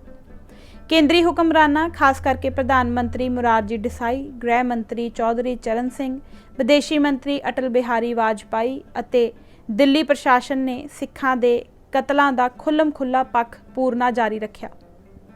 ਪੰਜਾਬ ਪੁਲਿਸ ਦੀਆਂ ਬਾਬਾ ਗੁਰਬਚਨ ਸਿੰਘ ਤੇ ਉਸਦੇ ਸਾਥੀਆਂ ਨੂੰ ਗ੍ਰਿਫਤਾਰ ਕਰਨ ਦੀਆਂ ਕੋਸ਼ਿਸ਼ਾਂ ਨਾਕਾਮ ਕਰ ਦਿੱਤੀਆਂ ਗਈਆਂ। ਕੇਂਦਰ ਸਰਕਾਰ ਦੀ ਸਹਾਇਤਾ ਨਾਲ ਬਾਬੇ ਨੇ ਸੁਪਰੀਮ ਕੋਰਟ 'ਚ ਪੇਸ਼ਗੀ ਜ਼ਮਾਨਤ ਲੈ ਲਈ ਅਤੇ ਮੁਕੱਦਮੇ ਦੀ ਸੁਣਵਾਈ ਅੰਮ੍ਰਿਤਸਰ ਤੋਂ ਕਰਨਾਲ ਵਿਖੇ ਤਬਦੀਲ ਕਰ ਦਿੱਤੀ ਗਈ। 4 ਜਨਵਰੀ 1980 ਨੂੰ ਕਰਨਾਲ ਦੇ ਸੈਸ਼ਨ ਜੱਜ ਸ਼੍ਰੀ R.S. ਗੁਪਤਾ ਨੇ ਬਾਬਾ ਗੁਰਬਚਨ ਸਿੰਘ ਸਮੇਤ ਸਾਰੇ ਦੇ ਸਾਰੇ 62 ਨਿਰੰਕਾਰੀ ਦੋਸ਼ੀਆਂ ਨੂੰ ਸਾਫ਼ ਬਰੀ ਕਰ ਦਿੱਤਾ। ਉਲਟਾ ਸੈਸ਼ਨ ਜੱਜ ਨੇ ਪੰਜਾਬ ਸਰਕਾਰ ਤੇ ਪੁਲਿਸ ਦੀ ਬੇਕਸੂਰ ਵਿਅਕਤੀਆਂ ਖਿਲਾਫ ਝੂਠਾ ਪਰਚਾ ਦਾਇਰ ਕਰਨ ਬਦਲੇ ਤਿੱਖੀ ਆਲੋਚਨਾ ਕੀਤੀ। ਹਿੰਦੂ ਹਾਕਮਾਂ ਦੀ ਰਾਜਨੀਤਿਕ ਸਰਪ੍ਰਸਤੀ, ਕਾਨੂੰਨੀ ਓਟ ਤੇ ਨੈਤਿਕ ਹੱਲਾਸ਼ੇਰੀ ਦੀ ਬਦੌਲਤ ਬਾਬਾ ਗੁਰਬਚਨ ਸਿੰਘ ਨੂੰ ਇੰਨਾ ਵੱਡਾ ਉਪੱਦਰ ਕਰਨ ਦੇ ਬਾਵਜੂਦ ਇੱਕ ਦਿਨ ਵੀ ਜੇਲ੍ਹ ਜਾਂ ਥਾਣੇ ਦੀ ਹਵਾ ਨਹੀਂ ਖਾਣੀ ਪਈ। ਹੁਕਮਰਾਨ ਧਿਰ ਵੱਲੋਂ ਸਿੰਘਾਂ ਦੇ ਕਾਤਲਾਂ ਦੀ ਪੈਰ-ਪੈਰ ਤੇ ਕੀਤੀ ਜਾ ਰਹੀ ਨੰਗੀ ਮਦਦ ਸਿੱਖ ਕੌਮ ਅੰਦਰ ਰੋਸ ਤੇ ਗੁੱਸੇ ਦੀਆਂ ਭਾਵਨਾਵਾਂ ਨੂੰ ਬਲ ਮੁਹੱਈਆ ਕਰਦੀ ਗਈ। ਸਿੱਖ ਜਗਤ ਅੰਦਰ 2 ਮੰਗਾਂ ਉੱਤੇ ਸਰਬ ਸਾਂਝੀ ਰਾਏ ਉੱਭਰ ਆਈ। ਇੱਕ ਇਹ ਕਿ ਨਿਰੰਕਾਰੀਆਂ ਦੇ ਖੁੱਲ੍ਹੇ ਸਮਾਗਮਾਂ ਉੱਤੇ ਫੌਰਨ ਪਾਬੰਦੀਆਂ ਆਇਦ ਕੀਤੀਆਂ ਜਾਣ। ਦੂਜਾ ਇਹ ਕਿ ਸਿੱਖਾਂ ਦੀਆਂ ਭਾਵਨਾਵਾਂ ਨੂੰ ਠੇਸ ਪਹੁੰਚਾਉਣ ਵਾਲੀਆਂ ਨਿਰੰਕਾਰੀ ਪੁਸਤਕਾਂ, ਖਾਸ ਕਰਕੇ ਅਵਤਾਰ ਬਾਣੀ, ਜ਼ਬਤ ਕਰ ਲਈ ਜਾਵੇ ਤੇ ਇਸ ਦੇ ਪ੍ਰਕਾਸ਼ਨ ਉੱਤੇ ਰੋਕ ਲਾ ਦਿੱਤੀ ਜਾਵੇ। ਇਸੇ ਦੌਰਾਨ ਨਿਰੰਕਾਰੀ ਸਮੱਸਿਆ ਨਾਲ ਨਜਿੱਠਣ ਦੇ ਸਵਾਲ ਨੂੰ ਲੈ ਕੇ ਅਕਾਲੀ ਲੀਡਰਸ਼ਿਪ ਵਿਚਕਾਰ ਤਰੇੜਾਂ ਉੱਭਰ ਆਈਆਂ। ਅਕਾਲੀ ਲੀਡਰਸ਼ਿਪ ਅੰਦਰਲਾ ਹਕੂਮਤੀ ਧੜਾ, ਜਿਸ ਦਾ ਸਰਗਨਾ ਸਰਦਾਰ ਪ੍ਰਕਾਸ਼ ਸਿੰਘ ਬਾਦਲ ਸੀ, ਨਿਰੰਕਾਰੀਆਂ ਨਾਲ ਟਕਰਾਓ ਨੂੰ ਜਿੰਨਾ ਹੋ ਸਕੇ ਮੱਠਾ ਪਾਉਣ ਦੇ ਯਤਨ ਵਿੱਚ ਸੀ। 2 ਕਾਰਨਾਂ ਕਰਕੇ। ਇੱਕ ਤਾਂ ਇਸ ਵਰਗ ਨਾਲ ਸੰਬੰਧਿਤ ਜ਼ਿਆਦਾਤਰ ਵਿਅਕਤੀ ਅਜਿਹੇ ਸਨ ਜੋ ਧਾਰਮਿਕ ਪੱਖ ਤੋਂ ਬਹੁਤੇ ਸ਼ਰਧਾਵਾਨ ਤੇ ਸੰਵੇਦਨਸ਼ੀਲ ਨਹੀਂ ਸਨ। यानी कि ਉਹ ਧਾਰਮਿਕ ਤਬੀਅਤ ਦੇ ਨਹੀਂ ਸਗੋਂ ਵੱਧ ਰਾਜਸੀ ਕਿਸਮ ਦੇ ਵਿਅਕਤੀ ਹਨ। ਇਸ ਕਰਕੇ ਨਿੱਜੀ ਪੱਧਰ ਤੇ ਉਹਨਾਂ ਨੂੰ ਨਿਰੰਕਾਰੀ ਸਰਗਰਮੀਆਂ ਦੀ ਕੋਈ ਬਹੁਤੀ ਚੁਭਣ ਮਹਿਸੂਸ ਨਹੀਂ ਸੀ ਹੁੰਦੀ। ਦੂਜਾ, ਰਾਜਸੀ ਸੱਤਾ ਦੀ ਭੁੱਖ ਚੋਂ ਇਹ ਵਰਗ ਹਿੰਦੂ ਤਾਕਤਾਂ ਦੀ ਇਸ ਕਦਰ ਝੋਲੀ ਡਿੱਗ ਚੁੱਕਾ ਹੋਇਆ ਸੀ ਕਿ ਉਹ ਉਹਨਾਂ ਦੀ ਨਾਰਾਜ਼ਗੀ ਸਹੇੜਨ ਦਾ ਜੋਖਮ ਨਹੀਂ ਸੀ ਉਠਾਉਣਾ ਚਾਹੁੰਦਾ। ਸਰਦਾਰ ਬਲਵੰਤ ਸਿੰਘ ਖਜ਼ਾਨਾ ਮੰਤਰੀ, ਸੁਰਜੀਤ ਸਿੰਘ ਬਰਨਾਲਾ ਕੇਂਦਰੀ ਮੰਤਰੀ, ਰਵੀ ਇੰਦਰ ਸਿੰਘ, ਸੁਖਦੇਵ ਸਿੰਘ ਢੀਂਡਸਾ, ਬਲਵਿੰਦਰ ਸਿੰਘ ਭੂੰਦੜ ਆਦਿ ਇਸ ਧੜੇ ਦੀਆਂ ਉੱਭਰਵੀਆਂ ਹਸਤੀਆਂ ਸਨ। ਦੂਜੇ ਪਾਸੇ ਅਕਾਲੀ ਦਲ ਅੰਦਰਲਾ ਗੈਰ ਹਕੂਮਤੀ ਵਰਗ ਨਿਰੰਕਾਰੀ ਮਸਲੇ ਨਾਲ ਰਤਾ ਕੁ ਵੱਧ ਕਰਾਰੇ ਹੱਥੀਂ ਨਿਪਟਣ ਦੇ ਰਾਹ ਦੀ ਵਕਾਲਤ ਕਰਦਾ ਸੀ। ਇਸ ਵਰਗ ਅੰਦਰਲੇ ਵੱਖ-ਵੱਖ ਕਿਸਮ ਦੇ ਤੱਤਾਂ ਤੇ ਰੁਝਾਨਾਂ ਦੀ ਸਰਪ੍ਰਸਤੀ ਜਥੇਦਾਰ ਗੁਰਬਚਨ ਸਿੰਘ ਟੌੜਾ, ਪ੍ਰਧਾਨ ਸ਼੍ਰੋਮਣੀ ਗੁਰਦੁਆਰਾ ਪ੍ਰਬੰਧਕ ਕਮੇਟੀ ਕਰ ਰਹੇ ਸਨ। ਇਸ ਵਰਗ ਦਾ ਇਹ ਰੁਖ ਦੋ ਗੱਲਾਂ ਤੋਂ ਨਿਰਧਾਰਿਤ ਹੋ ਰਿਹਾ ਸੀ। ਇੱਕ ਤਾਂ ਅਕਾਲੀ ਆਗੂਆਂ ਦੀ ਉੱਪਰ ਬਿਆਨੀ ਨਵੀਨ ਧਾਰਾ ਦੇ ਉਲਟ ਟਕਸਾਲੀ ਅਕਾਲੀ ਧਾਰਾ, ਯਾਨੀ ਕਿ ਜਥੇਦਾਰ ਵਰਗ ਨਾਲ ਸੰਬੰਧਿਤ ਵਿਅਕਤੀ ਥੋੜੀ ਵੱਖਰੀ ਵਿਚਾਰਧਾਰਕ ਤਾਸੀਰ ਤੇ ਅਲੱਗ ਕਿਸਮ ਦੀ ਸ਼ਖਸੀ ਬਣਤਰ ਦੀ ਵਜ੍ਹਾ ਕਰਕੇ ਧਰਮ ਦੇ ਮਾਮਲੇ 'ਚ ਵੱਧ ਸੰਵੇਦਨਸ਼ੀਲਤਾ ਦਾ ਪ੍ਰਗਟਾਵਾ ਕਰ ਰਹੇ ਸਨ। ਦੂਜਾ, ਹਕੂਮਤੀ ਤਾਣੇ ਬਾਣੇ ਦਾ ਸਿੱਧੇ ਰੂਪ 'ਚ ਅੰਗ ਨਾ ਹੋਣ ਕਰਕੇ ਉਹ ਹਿੰਦੂਵਾਦੀ ਤਾਕਤਾਂ ਦਾ ਉਹਨਾਂ ਦਬਾਅ ਤੇ ਝੇਪ ਨਹੀਂ ਸਨ ਮੰਨਦੇ, ਕਿਉਂਕਿ ਹਕੂਮਤੀ ਧੜੇ ਦੀ ਤੁਲਨਾ ਵਿੱਚ ਗੈਰ ਹਕੂਮਤੀ ਵਰਗ ਕੋਲ ਗਵਾਉਣ ਲਈ ਬਹੁਤਾ ਕੁਝ ਨਹੀਂ ਸੀ। ਅਕਾਲੀ ਲੀਡਰਸ਼ਿਪ ਅੰਦਰ ਉੱਭਰ ਵਿਗਸ ਰਹੀ ਇਹ ਤਰੇੜ ਨਿਰੰਕਾਰੀ ਕਾਂਡ ਸਦਕਾ ਪੈਦਾ ਹੋਈ ਚੁਣੌਤੀ ਭਰਪੂਰ ਸਥਿਤੀ ਦਾ ਨਤੀਜਾ ਵੀ ਸੀ ਤੇ ਮੋੜਵੇਂ ਰੂਪ ਵਿੱਚ ਇਸ ਸਥਿਤੀ ਉੱਤੇ ਆਪਣਾ ਗੂੜਾ ਪਰਛਾਵਾਂ ਵੀ ਛੱਡ ਰਹੀ ਸੀ। ਜਦ ਪੰਜਾਬ ਸਰਕਾਰ ਨੇ ਨਿਰੰਕਾਰੀ ਸਮਾਗਮਾਂ ਉੱਤੇ ਪਾਬੰਦੀ ਲਾਉਣ ਦੀ ਮੰਗ ਦਾ ਕੋਈ ਹੁੰਗਾਰਾ ਨਾ ਭਰਿਆ ਤਾਂ ਅਗਸਤ ਦੇ ਦੂਜੇ ਹਫ਼ਤੇ ਸੰਤ ਜਰਨੈਲ ਸਿੰਘ ਨੇ ਨਿਰੰਕਾਰੀਆਂ ਦੇ ਸਪਤਾਹਕ ਸਮਾਗਮਾਂ ਐਤਵਾਰੀ ਸਤਸੰਗ ਨੂੰ ਜ਼ਬਰਦਸਤੀ ਰੋਕਣ ਦਾ ਐਲਾਨ ਕਰ ਦਿੱਤਾ। 20 ਅਗਸਤ ਨੂੰ ਪੰਜਾਬ ਅੰਦਰ ਬਹੁਤ ਸਾਰੇ ਥਾਵਾਂ ਤੇ ਨਿਰੰਕਾਰੀ ਸਮਾਗਮ ਕਰਨ ਦੇ ਯਤਨ ਸਿੱਖ ਸੰਗਤਾਂ ਨੇ ਨਾਕਾਮ ਕਰਕੇ ਰੱਖ ਦਿੱਤੇ। ਇਸ ਉੱਤੇ ਭਾਰਤ ਭਰ ਦੀਆਂ ਹਿੰਦੂ ਤਾਕਤਾਂ ਤੇ ਹਿੰਦੂ ਪ੍ਰੈਸ ਨੇ ਸਿੱਖਾਂ ਵਿਰੁੱਧ ਫਿਰਕੂ ਜਹਾਦ ਛੇੜ ਦਿੱਤਾ। ਸਿੱਖ ਸੰਗਤਾਂ ਦੀ ਇਸ ਕਾਰਵਾਈ ਨੂੰ ਨਿਰੰਕਾਰੀਆਂ ਦੇ ਧਰਮ ਪ੍ਰਚਾਰ ਕਰਨ ਦੇ ਹੱਕ ਉੱਤੇ ਹਮਲਾ ਬਣਾ ਕੇ ਪੇਸ਼ ਕੀਤਾ ਗਿਆ। ਇਸ ਨਾਲ ਸਰਦਾਰ ਪ੍ਰਕਾਸ਼ ਸਿੰਘ ਬਾਦਲ ਆਪਣੇ ਵਿਚਾਰਧਾਰਕ ਝੁਕਾਅ ਤੇ ਵਿਅਕਤੀਗਤ ਸੁਭਾਅ ਦੀ ਬਦੌਲਤ ਹਿੰਦੂ ਤਾਕਤਾਂ ਦੇ ਇੰਨਾ ਅਸਰ ਤੇ ਦਬਾਅ ਹੇਠ ਆ ਗਏ ਕਿ ਉਹਨਾਂ ਬਤੌਰ ਮੁੱਖ ਮੰਤਰੀ 25 ਅਗਸਤ ਨੂੰ ਇੱਕ ਬਿਆਨ ਜਾਰੀ ਕਰਕੇ 27 ਅਗਸਤ ਨੂੰ ਹੋਣ ਵਾਲੇ ਐਤਵਾਰੀ ਨਿਰੰਕਾਰੀ ਸਤਸੰਗਾਂ ਨੂੰ ਰੋਕਣ ਦੇ ਕਿਸੇ ਵੀ ਯਤਨ ਨੂੰ ਸਖਤੀ ਨਾਲ ਕੁਚਲ ਦੇਣ ਦੀ ਧਮਕੀ ਗਜਾ ਦਿੱਤੀ। ਬਿਆਨ ਵਿੱਚ ਉਹਨਾਂ ਇਹ ਸਪਸ਼ਟ ਕਿਹਾ ਕਿ ਅਸੀਂ ਅੰਮ੍ਰਿਤਸਰ ਦੇ ਅਧਿਕਾਰੀਆਂ ਨੂੰ ਸਪਸ਼ਟ ਹਦਾਇਤਾਂ ਭੇਜ ਦਿੱਤੀਆਂ ਹਨ ਕਿ ਸਰਕਾਰ ਦਾ ਵਕਾਰ ਕਾਇਮ ਰੱਖਿਆ ਜਾਵੇ, ਭਾਵੇਂ ਕਿਤਨੀ ਸਖਤੀ ਕਾਰਵਾਈ ਕਰਨੀ ਪਵੇ, ਵੱਡੇ ਤੋਂ ਵੱਡੇ ਲੀਡਰ ਨੂੰ ਵੀ ਗ੍ਰਿਫਤਾਰ ਕਰਨਾ ਪਵੇ ਤਾਂ ਕਰ ਲਿਆ ਜਾਵੇ। ਇੱਥੇ ਸਰਦਾਰ ਬਾਦਲ ਦਾ ਸਪਸ਼ਟ ਇਸ਼ਾਰਾ ਸੰਤ ਜਰਨੈਲ ਸਿੰਘ ਵੱਲ ਸੀ। ਇਸ ਹਾਲਤ ਦੇ ਮੱਦੇਨਜ਼ਰ ਪੰਜਾਬ ਪੁਲਿਸ ਦੇ ਤਤਕਾਲੀ ਮੁਖੀ ਸਰਦਾਰ ਭਗਵਾਨ ਸਿੰਘ ਦਾਨੇਵਾਲੀਆ ਨੂੰ ਫੌਰਨ ਛੁੱਟੀ ਤੋਂ ਵਾਪਸ ਸੱਦ ਲਿਆ ਗਿਆ। 27 ਅਗਸਤ ਨੂੰ ਸਰਕਾਰੀ ਸੁਰੱਖਿਆ ਹੇਠ ਬਹੁਤ ਸਾਰੇ ਸ਼ਹਿਰਾਂ ਅੰਦਰ ਨਿਰੰਕਾਰੀ ਸਮਾਗਮ ਹੋਏ। ਅੰਮ੍ਰਿਤਸਰ ਵਿੱਚ ਜਨਸੰਘੀ MLA ਹਰਬੰਸ ਲਾਲ ਖੰਨਾ ਨੇ ਉਚੇਚੇ ਯਤਨ ਕਰਕੇ ਨਿਰੰਕਾਰੀ ਭਵਨ ਰਾਣੀ ਕਾ ਬਾਗ ਅੰਦਰ ਸਤਸੰਗ ਕਰਵਾਇਆ, ਜੋ ਕਿ ਸਿੱਖਾਂ ਨੂੰ ਇੱਕ ਹਿਸਾਬ ਨਾਲ ਖੁੱਲ੍ਹਮ ਖੁੱਲ੍ਹੀ ਚੁਣੌਤੀ ਸੀ। ਇਸੇ ਦੌਰਾਨ ਦੇਸ਼ ਪ੍ਰਦੇਸ਼ ਅੰਦਰ ਸਿੱਖਾਂ, ਖਾਸ ਕਰਕੇ ਸ਼ਹਿਰੀ ਸਿੱਖ ਸੰਗਤਾਂ ਨੇ ਨਿਰੰਕਾਰੀ ਸਮਾਗਮਾਂ ਖਿਲਾਫ ਰੋਸ ਭਰੇ ਜਲਸਿਆਂ ਜਲੂਸਾਂ ਦਾ ਤਾਂਤਾ ਬੰਨ੍ਹ ਦਿੱਤਾ। 26 ਸਤੰਬਰ 1978 ਨੂੰ ਕਾਨਪੁਰ ਵਿੱਚ ਸਿੱਖਾਂ ਦੇ ਇੱਕ ਅਜਿਹੇ ਹੀ ਪੁਰਅਮਨ ਅਤੇ ਬਾਜ਼ਾਬਤਾ ਜਲੂਸ ਉੱਤੇ ਪੁਲਿਸ ਨੇ ਗੋਲੀਆਂ ਦੀ ਬੁਛਾੜ ਕਰ ਦਿੱਤੀ, ਜਿਸ ਨਾਲ 13 ਸਿੰਘ ਥਾਂ ਤੇ ਹੀ ਸ਼ਹੀਦ ਹੋ ਗਏ ਤੇ 74 ਦੇ ਕਰੀਬ ਜ਼ਖਮੀ ਹੋ ਗਏ। ਇਸ ਕਤਲੇਆਮ ਨੇ ਸਿੱਖ ਪੰਥ ਦੇ ਪਹਿਲਾਂ ਹੀ ਰਸਦੇ ਜ਼ਖਮਾਂ ਉੱਤੇ ਹੋਰ ਨਸ਼ਤਰ ਫੇਰ ਦਿੱਤਾ। ਦੇਸ਼ ਪ੍ਰਦੇਸ਼ ਅੰਦਰ ਸਿੱਖ ਸੰਗਤਾਂ ਨੇ ਇਸ ਵਹਿਸ਼ੀ ਕਤਲੇਆਮ ਦੇ ਖਿਲਾਫ ਹੜਤਾਲਾਂ ਮੁਜ਼ਾਹਰੇ ਕਰਕੇ ਹਿੰਦੂ ਹਾਕਮਾਂ ਨੂੰ ਤਿੱਖੀ ਫਟਕਾਰ ਪਾਈ। ਅਜਿਹੇ ਉਤੇਜਨਾ ਭਰੇ ਮਾਹੌਲ ਅੰਦਰ ਬਾਦਲ ਸਰਕਾਰ ਦੀ ਨਿਰੰਕਾਰੀ ਮਸਲੇ ਪ੍ਰਤੀ ਅਪਣਾਈ ਦੱਬੂ ਪਹੁੰਚ ਅਕਾਲੀ ਸਫਾ ਨੂੰ ਬੁਰੀ ਤਰ੍ਹਾਂ ਚੁਭਣ ਲੱਗ ਪਈ ਅਤੇ ਉਹਨਾਂ ਦਾ ਆਪਣੀ ਸਰਕਾਰ ਤੋਂ ਮੋਹ ਭੰਗ ਹੋਣ ਲੱਗਾ। ਇਸ ਦੇ ਨਾਲ ਹੀ ਅਕਾਲੀ ਲੀਡਰਸ਼ਿਪ ਅੰਦਰਲੇ ਕੁਝ ਹਿੱਸਿਆਂ ਨੇ ਹਕੂਮਤੀ ਧੜੇ ਨਾਲ ਆਪਣੇ ਵਖਰੇਵੇ ਤੇ ਨਾਰਾਜ਼ਗੀ ਦਾ ਖੁੱਲ੍ਹਾ ਪ੍ਰਗਟਾਵਾ ਕਰਨਾ ਸ਼ੁਰੂ ਕਰ ਦਿੱਤਾ। ਇਸ ਤਰ੍ਹਾਂ ਚੁਫੇਰਿਓਂ ਘਿਰੇ ਹਕੂਮਤੀ ਧੜੇ ਦੇ ਪੈਰਾਂ ਹੇਠੋਂ ਤੇਜ਼ੀ ਨਾਲ ਜ਼ਮੀਨ ਖਿਸਕਣ ਲੱਗੀ। ਜਦ ਸਿੱਖ ਜਗਤ ਦੀਆਂ ਭਾਵਨਾਵਾਂ ਨੂੰ ਇੱਕ ਹੱਦ ਤੋਂ ਵੱਧ ਅਣਗੌਲਿਆ ਕਰ ਸਕਣਾ ਨਾਮੁਮਕਿਨ ਹੋ ਗਿਆ ਤਾਂ ਹਕੂਮਤੀ ਧੜੇ ਨੇ ਆਪਣੇ ਰਾਜਸੀ ਚਰਿੱਤਰ ਮੁਤਾਬਕ ਇਹਨਾਂ ਭਾਵਨਾਵਾਂ ਉੱਤੇ ਠੰਡਾ ਛਿੜਕਣ ਦੇ ਇਰਾਦੇ ਨਾਲ ਨਿਰੰਕਾਰੀਆਂ ਖਿਲਾਫ ਕਾਰਵਾਈ ਕਰਨ ਦੀ ਮੁਦਰਾ ਧਾਰਨ ਕੀਤੀ। 28 ਸਤੰਬਰ ਨੂੰ ਪੰਜਾਬ ਸਰਕਾਰ ਨੇ ਇੱਕ ਫੈਸਲੇ ਰਾਹੀਂ ਬਾਬਾ ਗੁਰਬਚਨ ਸਿੰਘ ਦੇ ਪੰਜਾਬ ਅੰਦਰ ਦਾਖਲ ਹੋਣ ਤੇ 6 ਮਹੀਨਿਆਂ ਲਈ ਪਾਬੰਦੀ ਲਾ ਦਿੱਤੀ, ਜਿਸ ਨੂੰ ਬਾਬੇ ਨੇ ਅਦਾਲਤ ਵਿੱਚ ਦਰਖਾਸਤ ਦੇ ਕੇ ਫੌਰਨ ਰੱਦ ਕਰਵਾ ਦਿੱਤਾ। ਸਰਦਾਰ ਬਾਦਲ ਨੇ ਅਵਤਾਰ ਬਾਣੀ ਉੱਤੇ ਪਾਬੰਦੀ ਲਾਉਣ ਦੀ ਮੰਗ ਨੂੰ ਕੇਂਦਰ ਸਰਕਾਰ ਵੱਲ ਤਿਲਕਾ ਕੇ ਬੜੀ ਸਫਾਈ ਨਾਲ ਇਸ ਉੱਤੋਂ ਆਪਣੇ ਹੱਥ ਝਾੜ ਲਏ। ਬਾਦਲ ਸਰਕਾਰ ਵੱਲੋਂ ਨਿਰੰਕਾਰੀ ਬਾਬੇ ਉੱਤੇ ਪੰਜਾਬ ਅੰਦਰ ਦਾਖਲ ਹੋਣ ਤੋਂ ਰੋਕ ਲਾਉਣ ਦੇ ਫੈਸਲੇ ਨਾਲ ਪ੍ਰਧਾਨ ਮੰਤਰੀ ਮੁਰਾਰਜੀ ਦੇਸਾਈ ਦਾ ਪਾਰਾ ਗਰਮ ਹੋ ਗਿਆ ਅਤੇ ਉਸ ਨੇ ਬਾਦਲ ਨੂੰ ਫੌਰਨ ਦਿੱਲੀ ਤਲਬ ਕਰ ਲਿਆ। ਅਜਿਹੇ ਤਪੇ ਹੋਏ ਮਾਹੌਲ ਅੰਦਰ 28-29 ਅਕਤੂਬਰ ਨੂੰ ਲੁਧਿਆਣਾ ਵਿਖੇ ਸ਼੍ਰੋਮਣੀ ਅਕਾਲੀ ਦਲ ਦੀ 18ਵੀਂ ਸਰਬ ਹਿੰਦ ਕਾਨਫਰੰਸ ਹੋਈ। ਪਿਛਲੇ ਕਾਂਡ ਅੰਦਰ ਇਸ ਕਾਨਫਰੰਸ ਬਾਰੇ ਚਰਚਾ ਕਰਦਿਆਂ ਹੋਇਆਂ ਅਕਾਲੀ ਲੀਡਰਸ਼ਿਪ ਵੱਲੋਂ ਹਿੰਦੂ ਤਾਕਤਾਂ ਦੇ ਪ੍ਰਭਾਵ ਤੇ ਦਬਾਅ ਹੇਠ ਆ ਕੇ ਅਨੰਦਪੁਰ ਸਾਹਿਬ ਦੇ ਮਤੇ ਦੇ ਮੂਲ ਤੱਤ ਅਤੇ ਭਾਵਨਾ ਨੂੰ ਪੇਤਲਾ ਪਾਉਣ ਦੀਆਂ ਰਾਜਸੀ ਮਸ਼ਕਾਂ ਦਾ ਭਰ ਵਿਸਥਾਰ ਵਰਣਨ ਹੋ ਚੁੱਕਾ ਹੈ। ਕਾਨਫਰੰਸ ਅੰਦਰ ਅੱਡ-ਅੱਡ ਅਕਾਲੀ ਆਗੂਆਂ ਨੇ ਨਿਰੰਕਾਰੀ ਮਸਲੇ ਦਾ ਜ਼ਿਕਰ ਕਰਨ ਵੇਲੇ ਆਪੋ ਆਪਣੇ ਦ੍ਰਿਸ਼ਟੀਕੋਣ ਤੇ ਰਾਜਸੀ ਹਿੱਤਾਂ ਤੇ ਸਹੂਲਤਾਂ ਨੂੰ ਮੁੱਖ ਰੱਖਦਿਆਂ ਹੋਇਆਂ ਅੱਡ-ਅੱਡ ਸੁਰ ਅਪਣਾਈ। ਹਕੂਮਤੀ ਧੜੇ ਨੇ ਇਸ ਮਸਲੇ ਨੂੰ ਉਛਾਲਣ ਤੋਂ ਗੁਰੇਜ਼ ਕਰਨ ਦੀ ਸੁਚੇਤ ਪਹੁੰਚ ਅਪਣਾਈ। ਇਸ ਦੇ ਬਾਵਜੂਦ ਇਹ ਮਸਲਾ ਕਾਨਫਰੰਸ ਉੱਤੇ ਛਾਇਆ ਰਿਹਾ। ਹਕੂਮਤੀ ਧੜੇ ਨਾਲ ਖਫਾ ਆਗੂਆਂ ਨੇ ਆਪਣੇ ਭਾਸ਼ਣਾਂ ਅੰਦਰ ਅਸਿੱਧੇ ਢੰਗ ਨਾਲ ਪੰਜਾਬ ਸਰਕਾਰ ਦੀ ਨਾਅਹਿਲੀਅਤ ਦੀ ਤਿੱਖੀ ਆਲੋਚਨਾ ਕੀਤੀ, ਪਰ ਭਾਸ਼ਣਬਾਜ਼ੀ ਤੋਂ ਵੱਧ ਕੇ ਕਾਨਫਰੰਸ ਨੇ ਅਕਾਲੀ ਦਲ ਤੇ ਸਰਕਾਰ ਦੀ ਪੱਧਰ ਤੇ ਇਸ ਸਮੱਸਿਆ ਨਾਲ ਨਜਿੱਠਣ ਬਾਰੇ ਨਾ ਕੋਈ ਠੋਸ ਨੀਤੀ ਦਿਸ਼ਾ ਨਿਰਧਾਰਿਤ ਕੀਤੀ ਅਤੇ ਨਾ ਕੋਈ ਕਾਰਗਰ ਫੈਸਲਾ ਲਿਆ। 29 ਅਕਤੂਬਰ ਨੂੰ ਬਾਅਦ ਦੁਪਹਿਰ ਸੰਤ ਜਰਨੈਲ ਸਿੰਘ ਭਿੰਡਰਾਂਵਾਲੇ ਨੇ ਇਸ ਕਾਨਫਰੰਸ ਨੂੰ ਸੰਬੋਧਨ ਕਰਨ ਦਾ ਮੌਕਾ ਪ੍ਰਬੰਧਕਾਂ ਕੋਲੋਂ ਇੱਕ ਹਿਸਾਬ ਨਾਲ ਜਬਰੀ ਹਥਿਆ ਲਿਆ। ਉਸ ਵੇਲੇ ਅਕਾਲੀ ਲੀਡਰਸ਼ਿਪ ਸੰਤ ਜਰਨੈਲ ਸਿੰਘ ਨੂੰ ਉੱਕਾ ਹੀ ਕੋਈ ਵੁਕਤ ਤੇ ਅਹਿਮੀਅਤ ਨਹੀਂ ਸੀ ਦਿੰਦੀ। ਪ੍ਰਬੰਧਕ ਸੰਤ ਜਰਨੈਲ ਸਿੰਘ ਨੂੰ ਬੋਲਣ ਦਾ ਮੌਕਾ ਦੇਣ ਦੇ ਰੌਂ ਵਿੱਚ ਨਹੀਂ ਸਨ, ਪਰ ਪੰਡਾਲ ਅੰਦਰ ਬੈਠੇ ਸੰਤਾਂ ਦੇ ਕੁਝ ਕੁ ਦਰਜਨ ਸਮਰਥਕਾਂ ਨੇ ਜਦ ਜ਼ੋਰਦਾਰ ਨਾਅਰੇਬਾਜ਼ੀ ਕਰਨੀ ਜਾਰੀ ਰੱਖੀ ਤਾਂ ਪ੍ਰਬੰਧਕਾਂ ਲਈ ਸੰਤ ਜਰਨੈਲ ਸਿੰਘ ਨੂੰ ਬੋਲਣ ਦਾ ਸਮਾਂ ਦੇਣ ਤੋਂ ਬਿਨਾਂ ਹੋਰ ਕੋਈ ਚਾਰਾ ਨਾ ਰਿਹਾ। ਸੰਤਾਂ ਨੇ ਆਪਣੇ ਸੰਖੇਪ ਭਾਸ਼ਣ ਵਿੱਚ ਅਕਾਲੀ ਆਗੂਆਂ ਅੰਦਰ ਧਾਰਮਿਕ ਸ਼ਰਧਾ ਤੇ ਸਿੱਖੀ ਜਜ਼ਬੇ ਦੇ ਅਭਾਵ ਅਤੇ ਕੁਰਸੀ ਮੋਹ ਅਧੀਨ ਪੰਥਕ ਹਿੱਤਾਂ ਨੂੰ ਤਿਲਾਂਜਲੀ ਦੇਣ ਦੀ ਕਰੂਚੀ ਦੀ ਖਰਵੀਂ ਆਲੋਚਨਾ ਕੀਤੀ, ਜਿਸ ਤੇ ਜਥੇਦਾਰ ਜਗਦੇਵ ਸਿੰਘ ਤਲਵੰਡੀ ਨੇ ਤੁਰੰਤ ਭੜਕਾਹਟ ਭਰੇ ਅਤੇ ਕੁਰੱਖਤ ਲਹਿਜੇ ਵਿੱਚ ਮੋੜਵਾਂ ਉੱਤਰ ਦਿੰਦਿਆਂ ਹੋਇਆਂ ਸੰਤ ਜਰਨੈਲ ਸਿੰਘ ਪ੍ਰਤੀ ਆਪਣੀ ਔਖ ਤੇ ਨਫ਼ਰਤ ਦਾ ਖੁੱਲ੍ਹਾ ਪ੍ਰਗਟਾਵਾ ਕੀਤਾ। ਸੰਤ ਜਰਨੈਲ ਸਿੰਘ ਦੁਆਰਾ ਅਕਾਲੀ ਰਾਜਨੀਤੀ ਦੇ ਠਹਿਰੇ ਤੇ ਗੰਦਲੇ ਹੋਏ ਪਾਣੀਆਂ ਅੰਦਰ ਵਗਾਵੀਂ ਇੱਟ ਮਾਰਨ ਦਾ ਇਹ ਪਹਿਲਾ ਮੌਕਾ ਸੀ।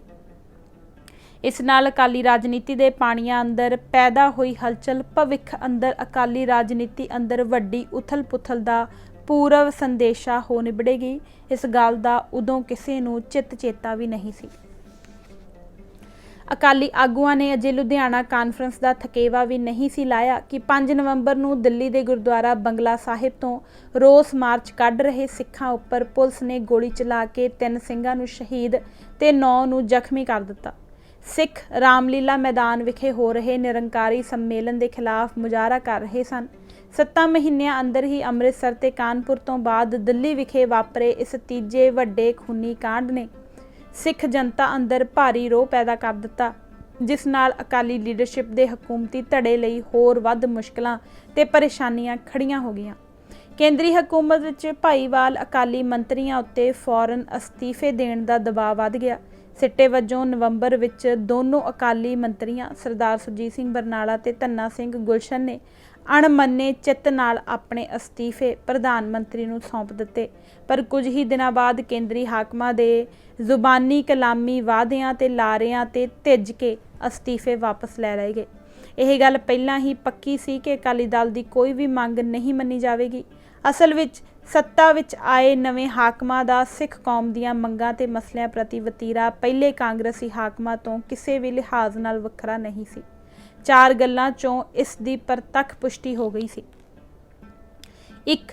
ਨਿਰੰਕਾਰੀ ਮਸਲੇ ਤੇ ਜਨਤਾ ਗੱਠਜੋੜ ਸਰਕਾਰ ਦੀਆਂ ਮੋਹਰੀ ਹਸਤੀਆਂ ਦੇਸਾਈ, ਚਰਨ ਸਿੰਘ ਤੇ ਵਾਜਪਾਈ ਆਦਿ ਦੀ ਨੰਗੀ ਚਿੱਟੀ ਸਿੱਖ ਵਿਰੋਧੀ ਫਿਰਕੂ ਪਹੁੰਚ ਕਿਸੇ ਕੋਲੋਂ ਵੀ ਗੁੱਝੀ ਨਹੀਂ ਸੀ ਰਹੀ। ਦੂਜਾ, ਜਦ ਜਨਤਾ ਸਰਕਾਰ ਨੇ 1978 ਵਿੱਚ ਦੇਸ਼ ਅੰਦਰ ਘੱਟ ਗਿਣਤੀ ਧਾਰਮਿਕ ਭਾਈਚਾਰਿਆਂ ਦੇ ਹਿੱਤਾਂ ਦੀ ਦੇਖਭਾਲ ਕਰਨ ਲਈ ਕੌਮੀ ਘੱਟ ਗਿਣਤੀ ਕਮਿਸ਼ਨ ਕਾਇਮ ਕਰਨ ਦਾ ਫੈਸਲਾ ਕੀਤਾ ਤਾਂ ਮੁਰਾਰਜੀ ਦੇਸਾਈ ਤੇ ਚੌਧਰੀ ਚਰਨ ਸਿੰਘ ਨੇ ਸਿੱਖਾਂ ਨੂੰ ਹਿੰਦੂਆਂ ਨਾਲੋਂ ਵੱਖਰਾ ਭਾਈਚਾਰਾ ਮੰਨਣ ਤੋਂ ਇਨਕਾਰ ਕਰ ਦਿੱਤਾ ਤੇ ਸਿੱਖਾਂ ਨੂੰ ਇਸ ਕਮਿਸ਼ਨ ਵਿੱਚ ਸ਼ਾਮਲ ਕਰਨ ਤੋਂ ਸਾਫ਼ ਜਵਾਬ ਦੇ ਦਿੱਤਾ। ਤੀਜਾ, ਪੰਜਾਬੀ ਸੂਬਾ ਕਾਇਮ ਕਰਨ ਵੇਲੇ ਪੰਜਾਬ ਨਾਲ ਜੋ ਨੰਗੀ ਦਰਿਆਤ ਵਰਤੀ ਗਈ ਸੀ ਅਤੇ ਇਸ ਕੋਲੋਂ ਬੇਈਮਾਨੀ ਤੇ ਧੱਕੇਸ਼ਾਹੀ ਨਾਲ ਇਸ ਦੀ ਰਾਜਧਾਨੀ ਪੰਜਾਬੀ ਬੋਲਦੇ ਇਲਾਕੇ ਦਰਿਆਈ ਪਾਣੀ ਤੇ ਹੈੱਡ ਵਰਕਸ ਹਥਿਆ ਲਏ ਗਏ ਸਨ। ਜਨਤਾ ਸਰਕਾਰ ਨੇ ਇਹਨਾਂ ਚੋਂ ਇੱਕ ਵੀ ਬੇਇਨਸਾਫੀ ਨੂੰ ਦੂਰ ਕਰਨ 'ਚ ਨਾ ਸਿਰਫ ਕੋਈ ਰੁਚੀ ਨਾ ਦਿਖਾਈ, ਸਗੋਂ ਇਹਨਾਂ ਵਧੀਕੀਆਂ ਨੂੰ ਪੱਕੇ ਪੈਰੀ ਕਰਨ ਦੀ ਬਦਨੀਤੀ ਦਾ ਖੁੱਲ੍ਹਾ ਪ੍ਰਗਟਾਵਾ ਕੀਤਾ ਗਿਆ। ਪੰਜਾਬੀ ਸੂਬੇ ਦੀ ਸਥਾਪਨਾ ਵੇਲੇ ਕੇਂਦਰ ਦੀ ਕਾਂਗਰਸ ਸਰਕਾਰ ਨੇ ਪੰਜਾਬ ਦੇ ਦਰਿਆਈ ਪਾਣੀਆਂ ਤੇ ਹਾਈਡਲ ਪ੍ਰੋਜੈਕਟਾਂ ਦੇ ਕੰਟਰੋਲ ਨੂੰ ਝਗੜੇ ਵਾਲਾ ਮਸਲਾ ਕਰਾਰ ਦਿੰਦਿਆਂ ਹੋਇਆਂ ਪੰਜਾਬ ਪੁਨਰਗਠਨ ਐਕਟ 1966 ਦੀ ਧਾਰਾ 78 ਅਧੀਨ ਇਹ ਕਹਿ ਕੇ ਆਪਣੇ ਕਬਜ਼ੇ ਹੇਠ ਰੱਖ ਲਿਆ ਸੀ ਕਿ ਝਗੜੇ ਨਾਲ ਸੰਬੰਧਿਤ ਧਿਰਾਂ ਪੰਜਾਬ, ਹਰਿਆਣਾ, ਰਾਜਸਥਾਨ ਨਾਲ ਸਲਾਹ ਮਸ਼ਵਰਾ ਕਰਕੇ ਇਸ ਦਾ ਨਿਆਂਈ ਹੱਲ ਲੱਭ ਲਿਆ ਜਾਵੇਗਾ। ਦਰਿਆਈ ਪਾਣੀਆਂ ਬਾਰੇ ਕੌਮਾਂਤਰੀ ਕਾਨੂੰਨਾਂ ਤੇ ਮਰਿਆਦਾ ਦੇ ਮੁਤਾਬਕ ਇਹਨਾਂ ਦਰਿਆਈ ਪਾਣੀਆਂ ਤੇ ਹੈੱਡ ਵਰਕਸਾਂ ਉੱਤੇ ਨਿਰੋਲ ਪੰਜਾਬ ਦਾ ਹੀ ਹੱਕ ਬਣਦਾ ਹੈ। ਇਸ ਨੂੰ ਝਗੜੇ ਵਾਲਾ ਮਸਲਾ ਕਰਾਰ ਦੇਣਾ ਪੰਜਾਬ ਨਾਲ ਸ਼ਰੀਹਣ ਬੇਇਨਸਾਫੀ ਹੈ, ਜਿਸ ਚੋਂ ਹਿੰਦੂ ਹਾਕਮਾਂ ਦੀ ਸਿੱਖਾਂ ਪ੍ਰਤੀ ਮੰਦਭਾਵਨਾ ਪ੍ਰਗਟ ਹੁੰਦੀ ਹੈ। ਇਹ ਮੰਦਭਾਵਨਾ ਉਸ ਵੇਲੇ ਖੁੱਲ੍ਹ ਕੇ ਬਾਹਰ ਆ ਗਈ ਜਦ ਐਮਰਜੈਂਸੀ ਦੌਰਾਨ ਇੰਦਰਾ ਗਾਂਧੀ ਨੇ 25 ਮਾਰਚ 1976 ਨੂੰ ਦਰਿਆਈ ਪਾਣੀਆਂ ਬਾਰੇ ਆਪ ਹੁਦਰੇ ਢੰਗ ਨਾਲ ਨਿਰਣਾ ਸੁਣਾ ਦਿੱਤਾ, ਜਿਸ ਮੁਤਾਬਕ ਪੰਜਾਬ ਦੇ ਪਾਣੀਆਂ ਦਾ 3/4 ਹਿੱਸਾ ਗੁਆਂਢੀ ਰਾਜਾਂ ਦੀ ਝੋਲੀ ਪਾ ਦਿੱਤਾ ਗਿਆ।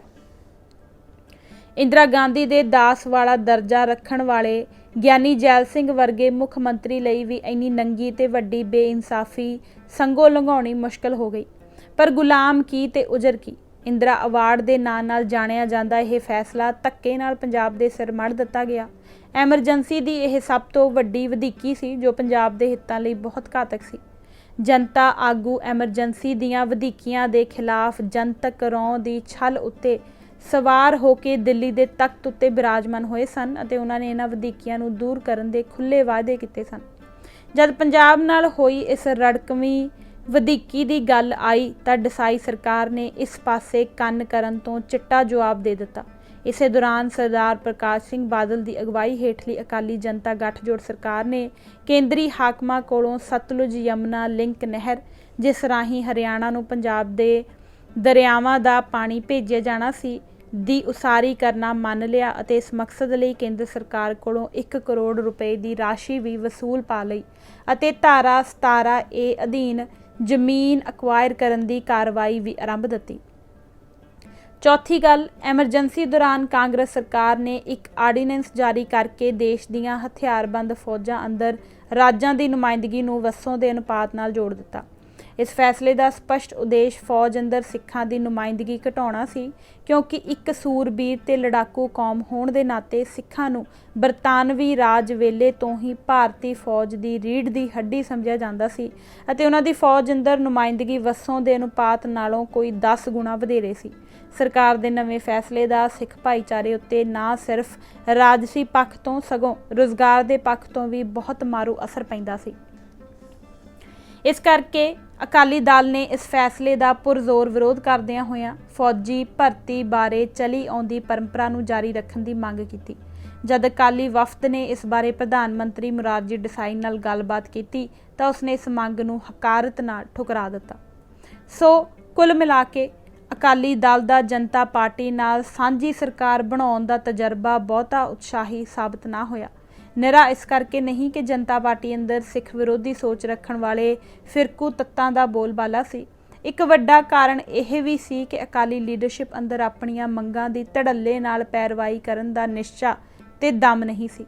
ਹਕੂਮਤੀ ਧੜੇ ਵਿੱਚ ਇਹ ਕਮਜ਼ੋਰੀ ਵੱਧ ਰੜਕਵੀਂ ਸੀ।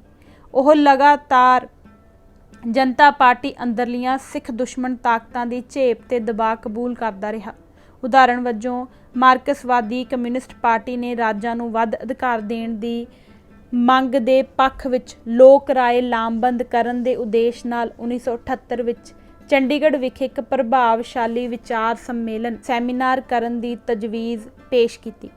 CPM ਦਾ ਇਹ ਪ੍ਰਸਤਾਵ ਬਹੁਤ ਹੀ ਉਚਿਤ ਅਤੇ ਬਾਮੌਕਾ ਸੀ। ਕਾਂਗਰਸ ਦੇ ਗੱਦੀ ਤੋਂ ਲੱਥ ਜਾਣ ਕਰਕੇ ਅਤੇ ਅਕਾਲੀ ਦਲ ਸਮੇਤ ਹੋਰਨਾਂ ਖੇਤਰੀ ਪਾਰਟੀਆਂ ਦੀ ਨਵੀਂ ਸਰਕਾਰ ਦੀ ਸਥਾਪਨਾ ਵਿੱਚ ਅਹਿਮ ਭੂਮਿਕਾ ਹੋਣ ਕਰਕੇ ਸੱਤਾ ਦੇ ਕੇਂਦਰੀਕਰਨ ਦੇ ਰੁਝਾਨ ਉੱਤੇ ਕਰਾਰੀ ਚੋਟ ਕਰਨ ਦਾ ਇਹ ਸੁਨਹਿਰੀ ਮੌਕਾ ਸੀ।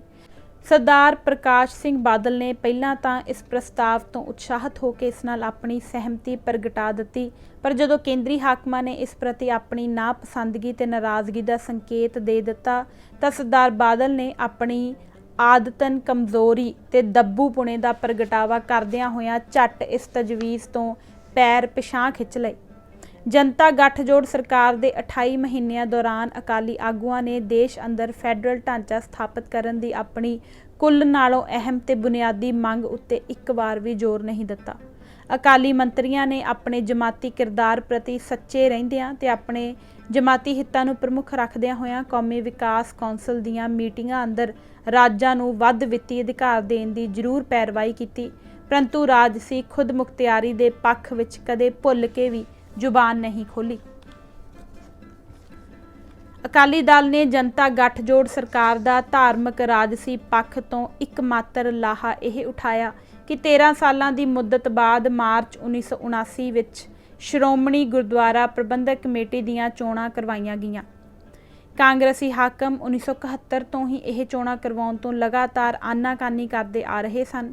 ਉਹ ਅਕਾਲੀ ਦਲ ਕੋਲੋਂ ਸ਼੍ਰੋਮਣੀ ਕਮੇਟੀ ਦਾ ਕਬਜ਼ਾ ਹਥਿਆਉਣ ਦੀ ਤਾਕ ਵਿੱਚ ਸਨ ਅਤੇ ਇਸ ਮੰਤਵ ਲਈ ਕਿਸੇ ਢੁਕਵੇਂ ਮੌਕੇ ਤੇ ਬਹਾਨੇ ਦੀ ਤਲਾਸ਼ ਵਿੱਚ ਸਨ। ਅਕਾਲੀ ਆਗੂਆਂ ਨੇ ਕੇਂਦਰ ਦੀ ਜਨਤਾ ਗੱਠਜੋੜ ਸਰਕਾਰ ਨੂੰ ਮਾਰਚ 1979 ਵਿੱਚ ਇਹ ਚੋਣਾਂ ਕਰਵਾਉਣ ਲਈ ਰਜ਼ਾਮੰਦ ਕਰ ਲਿਆ। ਹਮੇਸ਼ਾ ਵਾਂਗ ਇਹਨਾਂ ਚੋਣਾਂ ਵਿੱਚ ਵੀ ਅਕਾਲੀ ਦਲ ਨੂੰ ਭਾਰੀ ਜਿੱਤ ਹਾਸਲ ਹੋਈ। 140 ਵਿੱਚੋਂ ਉਸਨੇ 136 ਸੀਟਾਂ ਤੇ ਕਬਜ਼ਾ ਕਰ ਲਿਆ। ਇਹਨਾਂ ਚੋਣਾਂ ਅੰਦਰ ਅਕਾਲੀ ਦਲ ਖਿਲਾਫ ਕੁਝ ਗਰਮ ਖਿਆਲੀ ਰੈਡੀਕਲ ਸੰਗਠਨਾਂ, ਦਲ ਖਾਲਸਾ ਆਦਿ ਦੇ ਉਮੀਦਵਾਰ ਬਕਾਇਦਾ ਕਮਰ ਕੱਸੇ ਕਰਕੇ ਮੈਦਾਨ ਵਿੱਚ ਉਤਰੇ। ਹਲਕਾ ਬਿਆਸ ਅੰਮ੍ਰਿਤਸਰ ਤੋਂ ਆਲ ਇੰਡੀਆ ਸਿੱਖ ਸਟੂਡੈਂਟਸ ਫੈਡਰੇਸ਼ਨ ਦੇ ਪ੍ਰਧਾਨ ਅਤੇ ਸਵਰਗਵਾਸੀ ਸੰਤ ਕਰਤਾਰ ਸਿੰਘ ਭਿੰਡਰਾਂਵਾਲੇ ਦੇ ਸਪੁੱਤਰ ਭਾਈ ਅਮਰੀਕ ਸਿੰਘ ਦਾ ਮੁਕਾਬਲਾ ਪ੍ਰਸਿੱਧ ਅਕਾਲੀ ਆਗੂ ਜਥੇਦਾਰ ਜੀਵਨ ਸਿੰਘ ਉਮਰਾ ਨੰਗਲ ਨਾਲ ਹੋਇਆ। ਬੇਸ਼ੱਕ ਜਥੇਦਾਰ ਉਮਰਾ ਨੰਗਲ ਨੇ ਚੋਣ ਲੜਨ ਲਈ ਮੰਤਰੀ ਦੇ ਅਹੁਦੇ ਤੋਂ ਅਸਤੀਫਾ ਦੇ ਦਿੱਤਾ ਸੀ, ਪਰ ਮੁੱਖ ਮੰਤਰੀ ਸਰਦਾਰ ਪ੍ਰਕਾਸ਼ ਸਿੰਘ ਬਾਦਲ ਸਮੇਤ ਹੋਰ ਸੀਨੀਅਰ ਅਕਾਲੀ ਮੰਤਰੀਆਂ ਨੇ ਜਥੇਦਾਰ ਉਮਰਾ ਨੰਗਲ ਦੇ ਪੱਖ ਵਿੱਚ ਸਰਗਰਮੀ ਨਾਲ ਪ੍ਰਚਾਰ ਕੀਤਾ। ਇਸ ਤੋਂ ਇਲਾਵਾ ਨਿਰੰਕਾਰੀਆਂ ਤੇ ਰਾਧਾ ਸੁਆਮੀਆਂ, ਡੇਰਾ ਬਿਆਸ ਤੇ ਨਾਲ ਲੱਗਵੇਂ ਖੇਤਰ ਵਿੱਚ ਰਾਧਾ ਸੁਆਮੀਆਂ ਦੀਆਂ ਕਾਫੀ ਵੋਟਾਂ ਸਨ, ਨੇ ਜਥੇਦਾਰ ਉਮਰਾ ਨੰਗਲ ਦੀ ਡਟਵੀਂ ਮਦਦ ਕੀਤੀ। ਇੱਕ ਨਿਰੰਕਾਰੀ ਅਖਬਾਰ ਨੇ ਇਹਨਾਂ ਨਤੀਜਿਆਂ ਉੱਤੇ ਆਪਣੀ ਖੁਸ਼ੀ ਦਾ ਇਸ ਤਰ੍ਹਾਂ ਪ੍ਰਗਟਾਵਾ ਕੀਤਾ। ਸ਼੍ਰੋਮਣੀ ਕਮੇਟੀ ਦੇ ਚੁਣਾਵ ਹੋ ਗਏ ਹਨ। ਅਕਾਲੀ 140 ਸੀਟਾਂ ਚੋਂ 132 ਸੀਟਾਂ ਜਿੱਤ ਗਏ ਹਨ। ਉਮਰਾ ਨੰਗਲ ਨੂੰ ਕੋਈ 3000 ਵੋਟਾਂ ਨਾਲ ਜਿੱਤ ਮਿਲੀ। ਜਿਤਨੇ ਨਿਰੰਕਾਰੀ ਸਿੱਖ ਸਨ ਉਹਨਾਂ ਉਮਰਾ ਨੰਗਲ ਦਾ ਸਾਥ ਦਿੱਤਾ। ਨਤੀਜਾ ਇਹ ਨਿਕਲਿਆ ਕਿ ਭਾਈ ਅਮਰੀਕ ਸਿੰਘ ਕਰੀਬ 3000 ਵੋਟਾਂ ਦੇ ਫਰਕ ਨਾਲ ਹਾਰ ਗਏ। ਅਕਾਲੀ ਆਗੂਆਂ ਵੱਲੋਂ ਭਾਈ ਅਮਰੀਕ ਸਿੰਘ ਨੂੰ ਹਰਾਉਣ ਲਈ ਵਰਤੇ ਹਰਬਿਆਂ, ਖਾਸ ਕਰਕੇ ਰਾਧਾ ਸੁਆਮੀਆਂ ਤੇ ਨਿਰੰਕਾਰੀਆਂ ਦੀ ਖੁੱਲ੍ਹੀ ਹਮਾਇਤ ਹਾਸਲ ਕਰਨ ਦੀ ਅਣਪੰਥਕ ਹਰਕਤ ਨੇ ਸੰਤ ਜਰਨੈਲ ਸਿੰਘ ਦੇ ਮਨ ਅੰਦਰ ਅਕਾਲੀ ਆਗੂਆਂ ਖਿਲਾਫ ਹੋਰ ਵੱਧ ਰੰਜਿਸ਼ ਭਰ ਦਿੱਤੀ। ਅਕਾਲੀ ਆਗੂਆਂ ਦੇ ਅਣਪੰਥਕ ਕਿਰਦਾਰ ਬਾਰੇ ਉਹਨਾਂ ਦੀ ਧਾਰਨਾ ਹੋਰ ਪੱਕੀ ਹੋ ਗਈ। ਇਸ ਚੋਣ ਵਿੱਚ ਭਾਈ ਅਮਰੀਕ ਸਿੰਘ ਤੋਂ ਬਿਨਾਂ ਬਾਕੀ ਦੇ ਸਾਰੇ ਗਰਮ ਖਿਆਲੀ ਉਮੀਦਵਾਰ ਵੋਟਾਂ ਦੇ ਵੱਡੇ ਫਰਕ ਨਾਲ ਹਾਰ ਗਏ। ਇਹਨਾਂ ਨਤੀਜਿਆਂ ਤੋਂ ਇਹ ਰਾਜਸੀ ਨਿਰਣਾ ਕੱਢਣਾ ਮੁਸ਼ਕਲ ਨਹੀਂ ਸੀ ਕਿ ਸਿੱਖ ਪੰਥ ਦਾ ਵੱਡਾ ਹਿੱਸਾ ਅਜੇ ਅਕਾਲੀ ਦਲ ਦੇ ਮੁਕਾਬਲੇ ਹੋਰ ਕਿਸੇ ਰਾਜਸੀ ਪਲੇਟਫਾਰਮ ਨੂੰ ਅਪਣਾਉਣ ਲਈ ਤਿਆਰ ਨਹੀਂ ਸੀ। ਅਕਾਲੀ ਦਲ ਦਾ ਸਿਤਾਰਾ ਫਿਰ ਗਰਦਸ਼ ਵੱਲ। ਇਸੇ ਦੌਰਾਨ ਬਰੋ ਬਰਾਬਰ ਉੱਧੜ ਤੁਰੇ ਦੋ ਰਾਜਸੀ ਘਟਨਾ ਚੱਕਰਾਂ ਨੇ ਅਕਾਲੀ ਰਾਜਨੀਤੀ ਨੂੰ ਵਿਪਤਾਵਾਂ ਦੇ ਮੂੰਹ ਵੱਲ ਧੱਕ ਦਿੱਤਾ। 1979 ਦੇ ਅੱਧ ਵਿੱਚ ਜਾ ਕੇ ਕੇਂਦਰ ਦੀ ਜਨਤਾ ਗੱਠਜੋੜ ਸਰਕਾਰ ਆਪਣੇ ਅੰਦਰੂਨੀ ਵਿਰੋਧਾਂ ਤੇ ਕਲੇਸ਼ਾਂ ਦੇ ਵੱਧ ਜਾਣ ਕਰਕੇ ਡੁਬਕੀਆਂ ਲੈਣ ਲੱਗ ਪਈ। ਜਨਤਾ ਪਾਰਟੀ ਦੇ ਸਮਾਜਵਾਦੀ ਪਿਛੋਕੜ ਵਾਲੇ ਹਿੱਸਿਆਂ ਨੇ ਸਾਬਕਾ ਜਨਸੰਘੀ ਧੜੇ ਦੇ RSS ਨਾਲ ਸਬੰਧਾਂ ਨੂੰ ਲੈ ਕੇ ਪਾਰਟੀ ਤੇ ਸਰਕਾਰ ਅੰਦਰ ਵੱਡਾ ਰਫੜ ਖੜਾ ਕਰ ਦਿੱਤਾ। ਚੌਧਰੀ ਚਰਨ ਸਿੰਘ ਦੀ ਅਗਵਾਈ ਹੇਠ ਇੱਕ ਤਕੜੇ ਧੜੇ ਵੱਲੋਂ ਡਿਸਾਈ ਸਰਕਾਰ ਦੀ ਹਮਾਇਤ ਵਾਪਸ ਲੈ ਲਏ ਜਾਣ ਨਾਲ ਮੁਰਾਰਜੀ ਡਿਸਾਈ ਨੇ 15 ਜੁਲਾਈ ਨੂੰ ਅਸਤੀਫਾ ਦੇ ਦਿੱਤਾ। 20 ਜੁਲਾਈ ਨੂੰ ਚੌਧਰੀ ਚਰਨ ਸਿੰਘ ਕਾਂਗਰਸ ਪਾਰਟੀ ਦੀ ਬਾਹਰੀ ਹਮਾਇਤ ਨਾਲ ਪ੍ਰਧਾਨ ਮੰਤਰੀ ਦੇ ਅਹੁਦੇ ਤੇ ਬਿਰਾਜਮਾਨ ਹੋ ਗਿਆ, ਪਰੰਤੂ 1 ਮਹੀਨੇ ਬਾਅਦ ਹੀ ਕਾਂਗਰਸ ਪਾਰਟੀ ਨੇ ਆਪਣੀ ਹਮਾਇਤ ਵਾਲਾ ਹੱਥ ਪਿੱਛੇ ਖਿੱਚ ਕੇ ਚਰਨ ਸਿੰਘ ਦੀ ਹਕੂਮਤ ਦਾ ਭੋਗ ਪਾ ਦਿੱਤਾ, ਜਿਸ ਨਾਲ ਮੱਧਕਾਲੀ ਚੋਣਾਂ ਦੀ ਨੌਬਤ ਪੈਦਾ ਹੋ ਗਈ। ਇਸ ਤਰ੍ਹਾਂ ਮੁਸ਼ਕਲ ਨਾਲ 2.5 ਸਾਲ ਸੁੱਖ ਦਾ ਸਾਹ ਲੈਣ ਤੋਂ ਬਾਅਦ ਅਕਾਲੀ ਦਲ ਸਾਹਮਣੇ ਕਾਂਗਰਸ ਪਾਰਟੀ ਦੀ ਮੁੜ ਵਾਪਸੀ ਦਾ ਹਊਆ ਖੜਾ ਹੋ ਗਿਆ। ਜਦ ਜਨਵਰੀ 1980 ਵਿੱਚ ਮੱਧਕਾਲੀ ਚੋਣਾਂ ਦਾ ਬਿਗਲ ਵੱਜਿਆ ਤਾਂ ਅਕਾਲੀ ਦਲ ਅੰਦਰ ਸਭ ਅੱਛਾ ਨਹੀਂ ਸੀ। ਅਕਾਲੀ ਦਲ ਦੇ ਤਿੰਨੋਂ ਮਹਾਰਥੀਆਂ ਜਥੇਦਾਰ ਗੁਰਚਰਨ ਸਿੰਘ ਟੌੜਾ, ਜਗਦੇਵ ਸਿੰਘ ਤਲਵੰਡੀ ਤੇ ਪ੍ਰਕਾਸ਼ ਸਿੰਘ ਬਾਦਲ ਵਿਚਕਾਰ ਲੰਮੇ ਚਿਰ ਤੋਂ ਚੱਲਦੀ ਆ ਰਹੀ ਆਪਸੀ ਖਿੱਚੋਤਾਣ ਨੇ ਦਲ ਨੂੰ ਰਾਜਸੀ ਘਚੋਲੇ ਤੇ ਜਥੇਬੰਦਕ ਪਾਟੋ ਧਾੜ ਦੀ ਦਸ਼ਾ ਵਿੱਚ ਸੁੱਟ ਦਿੱਤਾ ਸੀ। ਅਕਾਲੀ ਲੀਡਰਾਂ ਵਿਚਕਾਰ ਪੈਦਾ ਹੋਇਆ ਇਹ ਝਗੜਾ ਨਿਰਾ ਸ਼ਖਸੀ ਨਹੀਂ ਸੀ, ਇਸ ਦੇ ਕਾਰਨ ਬਹੁਮੁਖੀ ਸਨ। ਲੁਕਵੇਂ ਪਰ ਅਹਿਮ ਰੂਪ 'ਚ ਰਾਜਸੀ ਵਿਚਾਰਧਾਰਕ ਵੀ ਸਨ। ਭਾਵੇਂ ਕਿ ਅਕਾਲੀ ਰਾਜਨੀਤੀ ਅੰਦਰ ਪ੍ਰਚਲਿਤ ਕਬਾਇਲੀ ਤਰਜ਼ ਦੇ ਪੇਂਡੂ ਜੱਟ ਸੱਭਿਆਚਾਰ ਦੀ ਵਜ੍ਹਾ ਕਰਕੇ ਹਰ ਵਿਰੋਧ ਫੌਰੀ ਅਤੇ ਅਟੱਲ ਰੂਪ ਵਿੱਚ ਸ਼ਖਸੀ ਝਗੜੇ ਦਾ ਸਰੂਪ ਅਖਤਿਆਰ ਕਰ ਜਾਂਦਾ ਹੈ। ਕਈ ਵਾਰ ਨਿਰੋਲ ਵਿਅਕਤੀਗਤ ਵਿਰੋਧ 'ਚੋਂ ਸਿਧਾਂਤਕ ਮਤਭੇਦ ਖੜੇ ਕਰ ਲੈਣੇ ਅਤੇ ਬਹੁਤੇ ਵਾਰੀ ਸਿਧਾਂਤਕ ਰਾਜਸੀ ਮਤਭੇਦਾਂ ਨੂੰ ਨਿੱਜੀ ਵੈਰ ਵਿਰੋਧ ਵਿੱਚ ਤਬਦੀਲ ਕਰ ਲੈਣਾ ਅਕਾਲੀ ਰਾਜਸੀ ਸੱਭਿਆਚਾਰ ਦਾ ਉਗੜਵਾਂ ਲੱਛਣ ਹੈ। ਜਥੇਦਾਰ ਗੁਰਚਰਨ ਸਿੰਘ ਟੌੜਾ ਸਰਦਾਰ ਬਾਦਲ ਦੀ ਬਤੌਰ ਮੁੱਖ ਮੰਤਰੀ ਕਾਰਗੁਜ਼ਾਰੀ ਤੇ ਅਦਾਕਾਰੀ ਤੋਂ ਨਾ ਸਿਰਫ ਸੰਤੁਸ਼ਟ ਨਹੀਂ ਸੀ, ਸਗੋਂ ਕਈ ਗੱਲਾਂ 'ਚ ਬਹੁਤ ਹੀ ਮਾਯੂਸ ਤੇ ਖਫਾ ਵੀ ਸੀ। ਉਸ ਦਾ ਮੁੱਖ ਇਤਰਾਜ਼ ਇਹ ਸੀ ਕਿ ਸਰਦਾਰ ਬਾਦਲ ਕੇਂਦਰੀ ਹਾਕਮਾਂ ਕੋਲ ਸਿੱਖ ਪੰਥ ਅਤੇ ਪੰਜਾਬ ਨਾਲ ਸੰਬੰਧਿਤ ਮੰਗਾਂ ਤੇ ਮਸਲਿਆਂ ਦੀ ਧੜੱਲੇ ਨਾਲ ਪੈਰਵਾਈ ਨਹੀਂ ਕਰਦੇ ਅਤੇ ਜਨਤਾ ਪਾਰਟੀ ਅੰਦਰਲੇ ਸਿੱਖ ਦੁਸ਼ਮਣ ਵਰਗਾਂ ਨੂੰ ਲੋੜ ਵੱਧ ਰਿਆਇਤਾਂ ਦੇਣ ਦੀ ਰੁਚੀ ਪਾਲਦੇ ਹਨ। ਅਕਾਲੀ ਵਫਦਾਂ ਦੀਆਂ ਕੇਂਦਰੀ ਆਗੂਆਂ ਨਾਲ ਮੀਟਿੰਗਾਂ ਦੌਰਾਨ ਉਹਨਾਂ ਸਰਦਾਰ ਬਾਦਲ ਨੂੰ ਅਕਸਰ ਇੱਕ ਦੱਬੂ ਵਾਰਤਾਕਾਰ ਤੇ ਕਮਜ਼ੋਰ ਸੌਦੇਬਾਜ਼ ਦੇ ਰੂਪ ਵਿੱਚ ਦੇਖਿਆ। ਜਥੇਦਾਰ ਤਲਵੰਡੀ ਨੂੰ ਵੀ ਸਰਦਾਰ ਬਾਦਲ ਦੀ ਰਾਜਨੀਤਿਕ ਸ਼ੈਲੀ ਬਹੁਤੀ ਪਸੰਦ ਨਹੀਂ ਸੀ। ਆਪਣੀ ਅਲੱਗ ਕਿਸਮ ਦੀ ਤਬੀਅਤ ਤੇ ਸੰਸਕਾਰਾਂ ਦੀ ਵਜ੍ਹਾ ਕਰਕੇ ਜਥੇਦਾਰ ਤਲਵੰਡੀ ਲਈ ਸਰਦਾਰ ਬਾਦਲ ਦੀ ਪੰਜਾਬ ਅੰਦਰ ਸਾਬਕਾ ਜਨਸੰਘੀ ਲਾਣੇ ਨੂੰ ਲੋੜੋਂ ਵੱਧ ਸਿਰ ਚੜਾਉਣ ਦੀ ਪਹੁੰਚ ਹਜਮ ਕਰਨੀ ਮੁਸ਼ਕਲ ਹੋ ਰਹੀ ਸੀ। ਭਾਵੇਂ ਰਾਜਨੀਤਿਕ ਹਾਲਤਾਂ ਦੀ ਲੋੜ ਤੇ ਮਜਬੂਰੀ ਵਸ ਅਕਾਲੀ ਦਲ ਨੂੰ ਹਿੰਦੂ ਕੱਟੜਪੰਥੀ ਤਾਕਤਾਂ ਨਾਲ ਰਾਜਸੀ ਗੱਠਜੋੜ ਕਰਨਾ ਪੈ ਗਿਆ ਸੀ, ਪਰੰਤੂ ਟਕਸਾਲੀ ਸਾਂਚੇ ਵਿੱਚ ਢਲੇ ਅਕਾਲੀ ਆਗੂਆਂ ਤੇ ਵਰਕਰਾਂ ਦੇ ਮਨਾਂ ਅੰਦਰੋਂ ਇਸ ਵਰਗ ਪ੍ਰਤੀ ਨਫ਼ਰਤ ਤੇ ਨਾਪਸੰਦਗੀ ਦੀ ਭਾਵਨਾ ਪੂਰੀ ਤਰ੍ਹਾਂ ਅਲੋਪ ਨਹੀਂ ਸੀ ਹੋਈ। ਵੱਡੀ ਗੱਲ ਇਹ ਕਿ ਇਹਨਾਂ ਹਿੰਦੂਵਾਦੀ ਤਾਕਤਾਂ ਦੀ ਫਿਰਕੂ ਸੋਚ ਤੇ ਵਤੀਰੇ ਵਿੱਚ ਕੋਈ ਤਬਦੀਲੀ ਨਹੀਂ ਸੀ ਆਈ।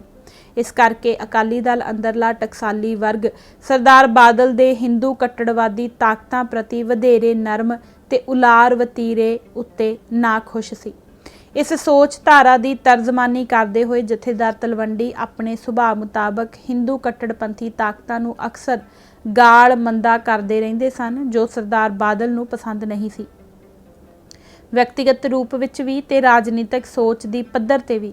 ਅਸਲ ਵਿੱਚ ਪੰਜਾਬੀ ਸੂਬੇ ਦੀ ਸਥਾਪਨਾ ਤੋਂ ਬਾਅਦ ਹੋਈਆਂ 4 ਅਸੈਂਬਲੀ ਚੋਣਾਂ ਦੇ ਤਜਰਬੇ 'ਚੋਂ ਸਰਦਾਰ ਬਾਦਲ ਨੇ ਇਹ ਰਾਜਨੀਤਿਕ ਤੱਤ ਕੱਢ ਲਿਆ ਸੀ ਕਿ ਪੰਜਾਬ ਅੰਦਰ ਕਾਂਗਰਸ ਨੂੰ ਰਾਜਸੀ ਸੱਤਾ ਤੋਂ ਲਾਂਭੇ ਰੱਖਣ ਲਈ ਹਿੰਦੂ ਵਰਗ ਦੀ ਹਮਾਇਤ ਨਿਹਾਇਤ ਜ਼ਰੂਰੀ ਹੈ।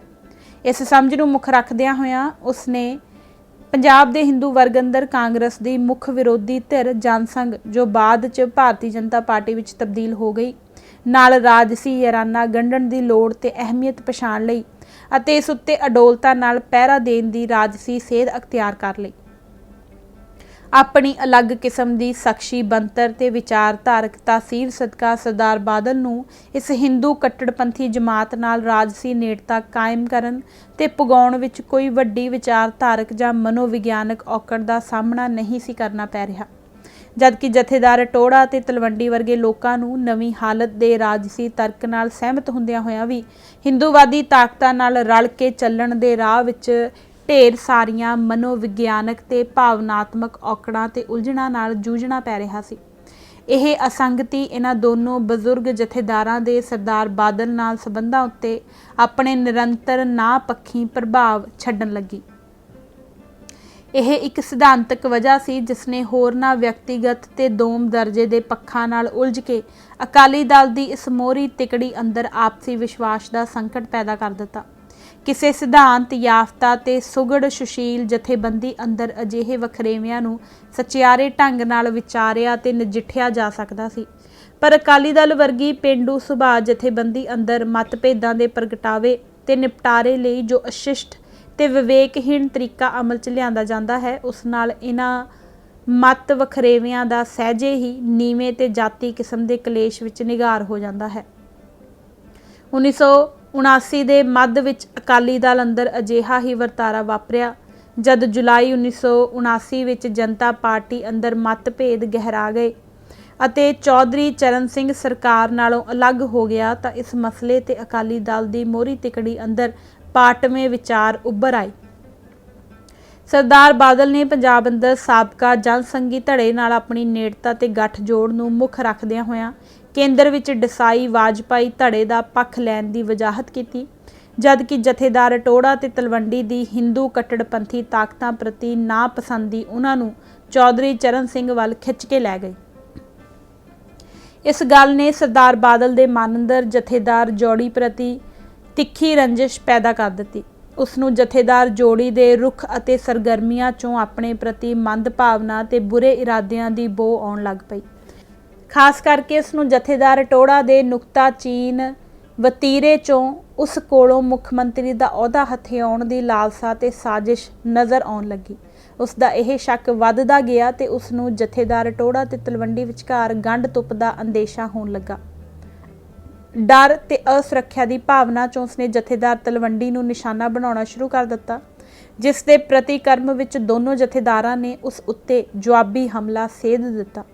ਉਹਨਾਂ ਸਰਦਾਰ ਬਾਦਲ ਵਿਰੁੱਧ ਆਪਣੇ ਇਤਰਾਜ਼ਾਂ ਤੇ ਦੋਸ਼ਾਂ ਦਾ ਇੱਕ ਚਿੱਠਾ ਤਿਆਰ ਕਰਕੇ 27 ਸਤੰਬਰ 1979 ਅਕਾਲ ਤਖਤ ਦੇ ਜਥੇਦਾਰ ਸਾਧੂ ਸਿੰਘ ਭੌਰਾ ਨੂੰ ਸੌਂਪ ਦਿੱਤਾ। ਜਥੇਦਾਰ ਨੇ ਤਿੰਨਾਂ ਆਗੂਆਂ ਨੂੰ ਅਕਾਲ ਤਖਤ ਤੇ ਤਲਬ ਕਰ ਲਿਆ ਤੇ ਸਾਰਿਆਂ ਦਾ ਪੱਖ ਸੁਣਨ ਤੋਂ ਬਾਅਦ ਸਾਹਮਣੇ ਆ ਰਹੀਆਂ ਮੱਧਕਾਲੀ ਚੋਣਾਂ ਨੂੰ ਮੁੱਖ ਰੱਖਦਿਆਂ ਹੋਇਆਂ ਅਕਾਲੀ ਦਲ ਅੰਦਰਲੀ ਖਿੱਚੋਤਾਣ ਤੇ ਕਲੇਸ਼ ਉੱਤੇ ਕਾਬੂ ਪਾਉਣ ਦੇ ਉਦੇਸ਼ ਨਾਲ ਲੋਕ ਸਭਾ ਚੋਣਾਂ ਲਈ ਉਮੀਦਵਾਰਾਂ ਦੀ ਚੋਣ ਕਰਨ ਵਾਸਤੇ ਇੱਕ 7 ਮੈਂਬਰੀ ਬੋਰਡ ਕਾਇਮ ਕਰ ਦਿੱਤਾ। ਇਸ ਬੋਰਡ ਨੂੰ ਜਥੇਦਾਰ ਤਲਵੰਡੀ ਨੇ ਆਪਣੇ ਰੁਤਬੇ ਤੇ ਅਥਾਰਟੀ ਦਾ ਨਿਖੇਧ ਕਰਕੇ ਜਾਣਿਆ।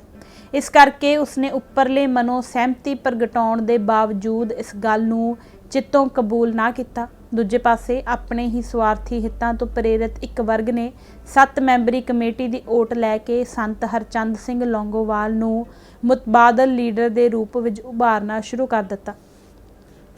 ਇਸ ਤਰ੍ਹਾਂ ਅਕਾਲੀ ਦਲ ਅੰਦਰ ਅਲੱਗ-ਅਲੱਗ ਸੋਚ ਧਾਰਾਵਾਂ, ਵਿਅਕਤੀਆਂ ਤੇ ਵਰਗਾਂ ਦੇ ਟਕਰਾਓ ਚੋਂ ਅਖੀਰ ਨੂੰ ਅਜਿਹੀ ਸਥਿਤੀ ਪੈਦਾ ਹੋ ਗਈ ਕਿ ਜਥੇਬੰਦਕ ਦੁਫੇੜ ਨੂੰ ਟਾਲ ਸਕਣਾ ਨਾਮੁਮਕਿਨ ਹੋ ਕੇ ਰਹਿ ਗਿਆ।